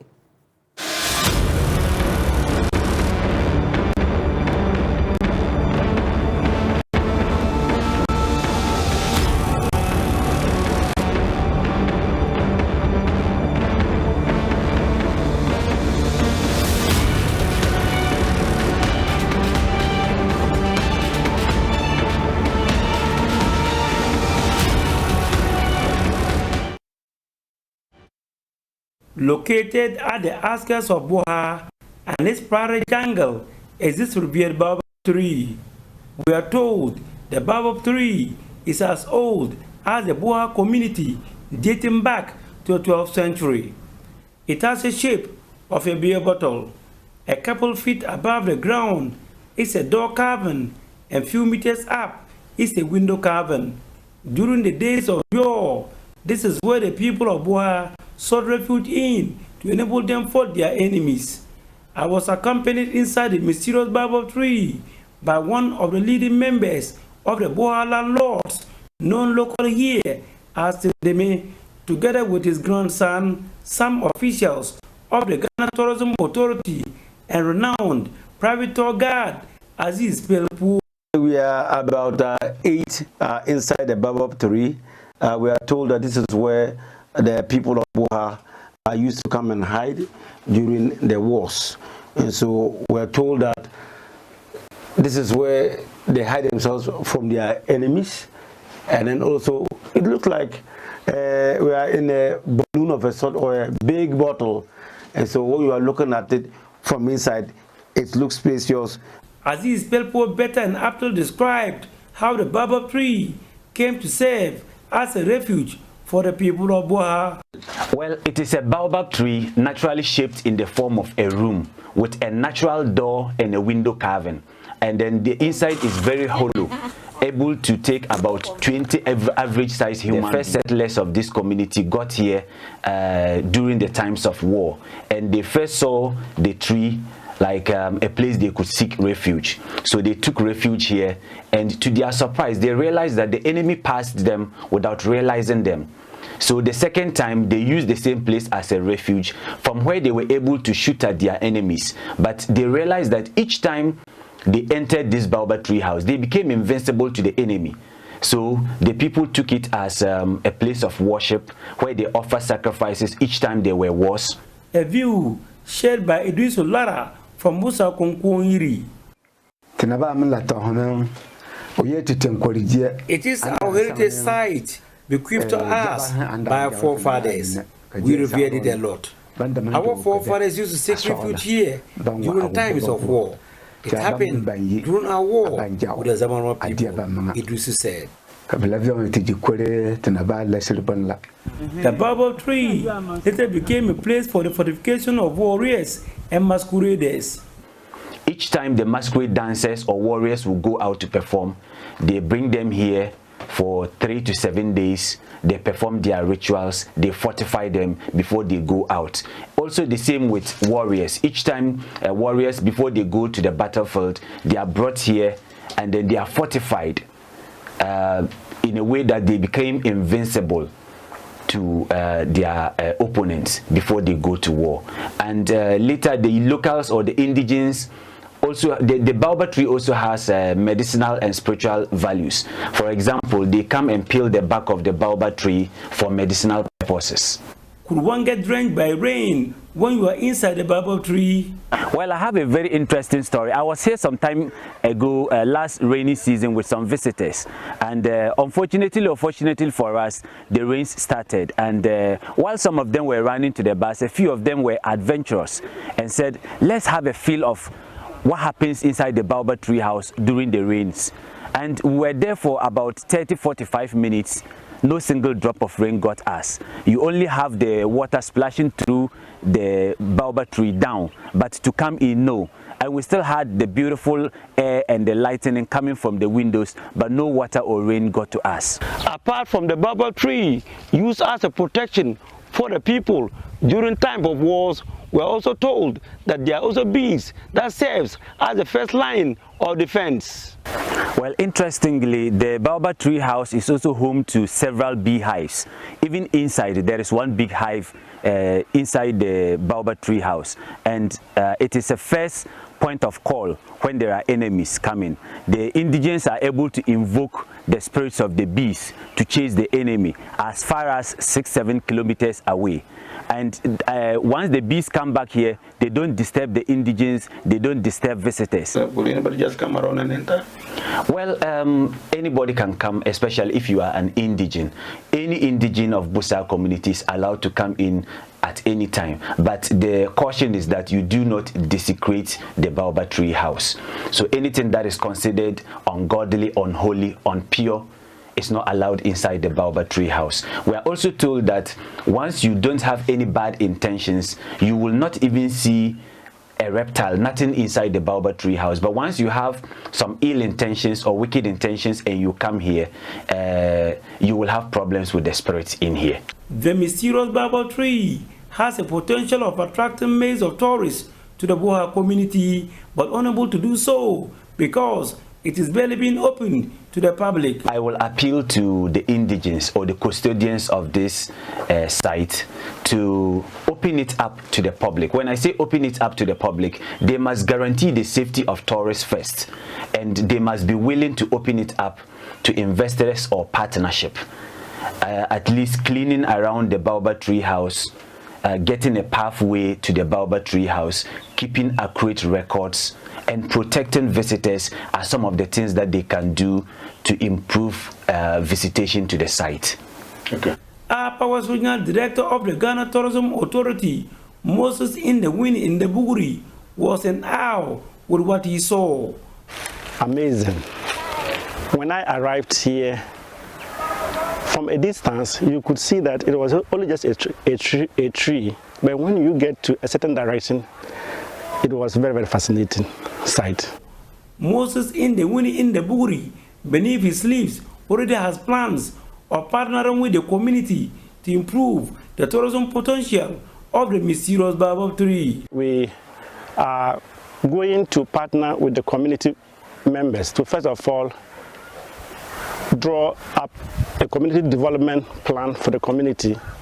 So first of all, what we need to do with the community is that they will need to form a tourism development committee that will oversee not only this particular site, but all other tourist attractions within the Busa community. The second one is that we are also appealing to them to also preserve the place. They should also try to weed around it, especially during the rainy season, so that, and then create path for people to come. Those who want to visit can come in and then enjoy the facility. We are told right at the beginning, if you have evil plans or intentions, you are likely going to have an unsuccessful tour of the baobab tree house, as you could be stung by the bees. We have now finished our mission without even a single bee hovering around us. Why won't you also come around to see for yourself this revered and mysterious baobab tree house? Reporting for JoyNews, Rafik Salam, Buha.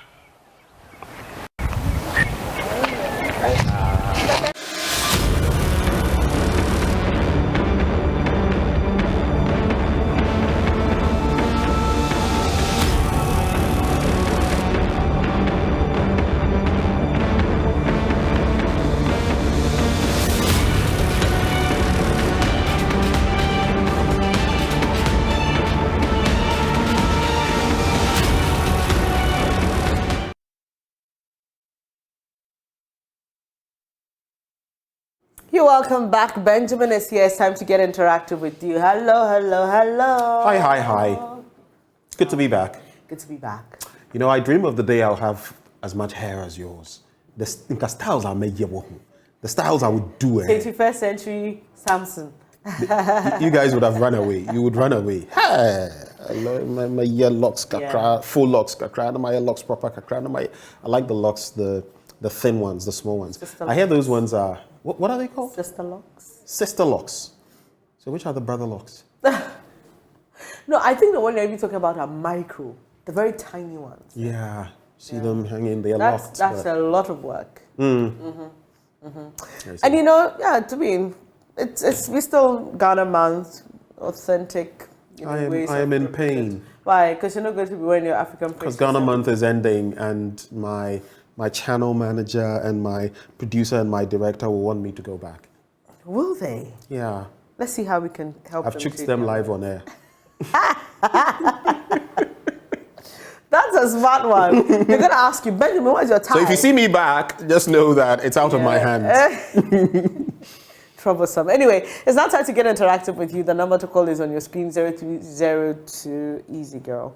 0302 211-691. It's been a while since we did that. Yes, yes. We'd love to hear from you. Today we've been talking a lot, so many things we're digesting here, and we'd like you to share your thoughts with us. And Benjamin, that last one on the Change Speakers Series 4, and the conversation around making a case for a constitutional review. Yeah.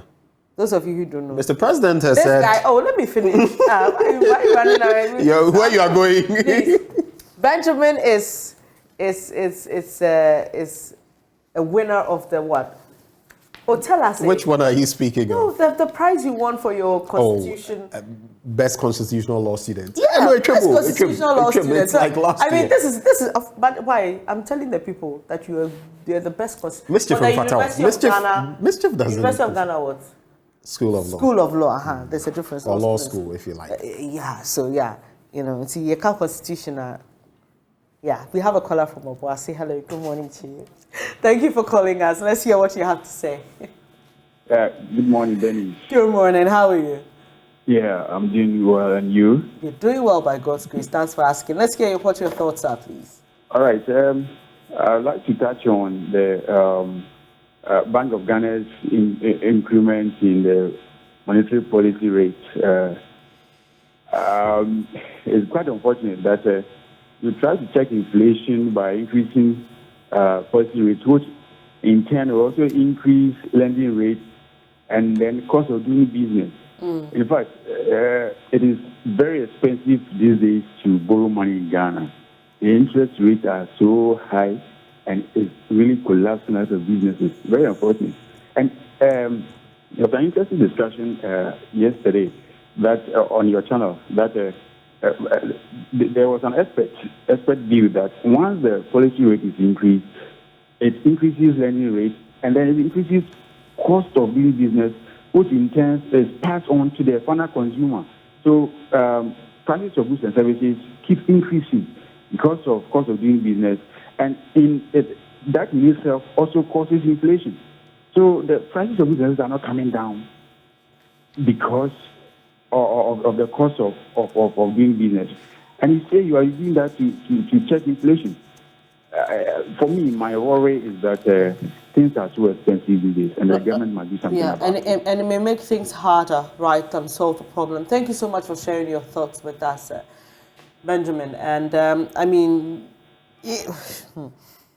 I just saw a story on, you have that, on the Vanguard. Prioritize passage of revenue bills to help advance IMF bailout. And we know how critical this is. The March deadline, clearly, we won't meet it. March has ended. I mean, tomorrow. What does this mean for us? I mean, we should begin to have that conversation because the perspective he just brought on board and how the ripple effect of the BOG's decision and the fact that we still do not have this bailout. Thankfully, fuel prices are going down. People are hoping that that will translate. I hear there's another window where it's going to go down even further. Yes. Which is good news. Which is good news. And people are hoping that things will ease a bit, give us a bit of relief and air, space to breathe. We just hope that it will continue in that trajectory. Look, with these three bills, even those who are doyens of the economic or financial space say we don't need them.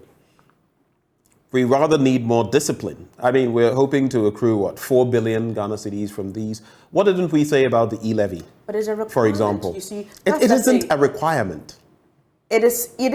We need. That's the point. It's not as though the IMF had said we had to do this. Let me explain myself.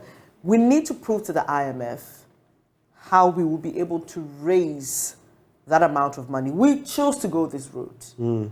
So when I say it is a requirement, I mean this is how government thinks to satisfy that that way of proving that we will be able to raise Bernice, the needed revenue. I'll just tell you this: for anyone who, apart from everything else, the inflationary rate, the monetary policy rate hikes, and everything else that we're facing, some people who have been on loan facilities, especially the flexible ones, the ones that are not fixed, people are paying so much more on those loans currently, just on the back of, these increments in the policy rate. It is crazy. Crazy. But let's go over the phone lines, Bernice. Yes, definitely. Kweku, you're calling us from Takoradi. Good morning to you. Let's hear from you. Good morning, madam. How are you doing? Doing great. Thanks for asking. Let's hear you, sir. Okay. Actually, it was this morning that I was trying to reach you, but my call never get through. So there was an issue that I want to touch on, but it's not part of today's issue. If I can go on. What exactly is it about? The minority voting in favor of the ministerial appointment. Go ahead, please. Okay. It's like those who are criticizing the minority who vote in favor of the ministerial nominees. Are they trying to give a new meaning to democracy, or democracy itself, as you know, is a scam? That's my question. Thank you very much. That's a very interesting question. There are some who actually think, though, Benjamin, that the action of these MPs rather is a sign of a strong democracy where the people can think independent of what certain director of their party has given them. And so there's some who say, yeah, I mean, why not? They are, individuals who think in a certain way, have a certain conviction. They should be allowed to go by that conviction. I have said that while there are political leanings and political guidelines, if you like, among these political parties, not just in Ghana, I've also made mention of the fact that if all these people voted based on conscience, rather than some form of compromise, in terms of, was it a you scratch my back, I scratch yours? Did anyone get anything to vote a certain way? If no one did, then why not? Let them have their freedom of conscience, but they also have the responsibility of reflecting their constituents. That is the other dimension to this conversation. So, I mean, it depends on how people look at things. You look at the story you brought to bear, the passage of the 3 revenue bills. Many people, in fact, practically everybody I have spoken to, from the economists to the finance people to the academics to business people, they say this is just going to push us further underwater. So, look, but it's up to Parliament to see how this will go. And in the end, we'll all have to abide by it. I don't know whether we could have maybe 1 or 2 people sharing their thoughts on the LGBTQ situation as well, which you hit the streets yesterday to talk about. We have a caller. Hopefully that's what he wants to talk on. Hello, Enoch. Let's hear you. You're calling from Kumasi. How's Osei-Krom? Hello. Hello, Enoch. How's Osei-Krom? You're doing well. Great. Let's hear what you have to share with us. Yes, my take is on the inflation and how high it's going. Really, it's affecting everybody, especially those who have taken some loans. Commercial bank, we thought that it was fixed and wouldn't even increase it, even though inflation is going up and policy rates are going up. I received messages around that interest rates have been varied and that they are increasing rates. Initially, we all agree on a certain percentage. Then, without any information to anybody, interest rates, bam, they raise it up. This, no one factored in. So from, say, 21, then it goes to nobody knows what, and they are now taking it. And so it's making life unbearable. Yes, we're all managing. On the MP's decision to vote, I think that they are within their rights. They can do whatever they want. But always, we should also listen to their constituents. At the end of the day, the interest of Ghana is what we are all looking at. And I think that if we all look at the interest of Ghana and think of the positive part of it, Ghana will be a better place to live in. Good work to you all. I wish you all the best. Right. Thank you so much for calling us, Enoch. And Benjamin, that'll be all time will allow us. Indeed. But it's been a great show, as always. And today also happens to be the birthday of Priscilla. She is one of our front desk executives today. She's looking really glorious this morning. She's looking all lawyerly. She was telling me, maybe looking at my outfit, I should become a lawyer. And I was like, why not? Why not? Why not? Prissy, happy birthday to you. Keep being you, keep smiling, and we pray for long life for you to see you become that lawyer. Yeah. And 2 days ago was my kid's sister's birthday. I don't know how I missed that year. Felt really bad afterwards. Manuela, I've got much love for you. So looks like birthday you got some fire, didn't you? No, not actually. I didn't know. Oh no, if you've still got it, you'll get it in different ways. Thank you all. If you're celebrating your birthday, we wish you the very best of God's blessings and good health and more money. On that note, especially in these economic times, you cannot dispute what she's saying. If she's wishing money upon you, you receive it with hands, feet, head, neck, everything. But we love you. We thank you for making the time to join us this morning. Do stay, though. Up next, all the latest in the news on Joy News Desk. From Bernice Lansah and Benjamin Akakpo, it's goodbye for now. Take care.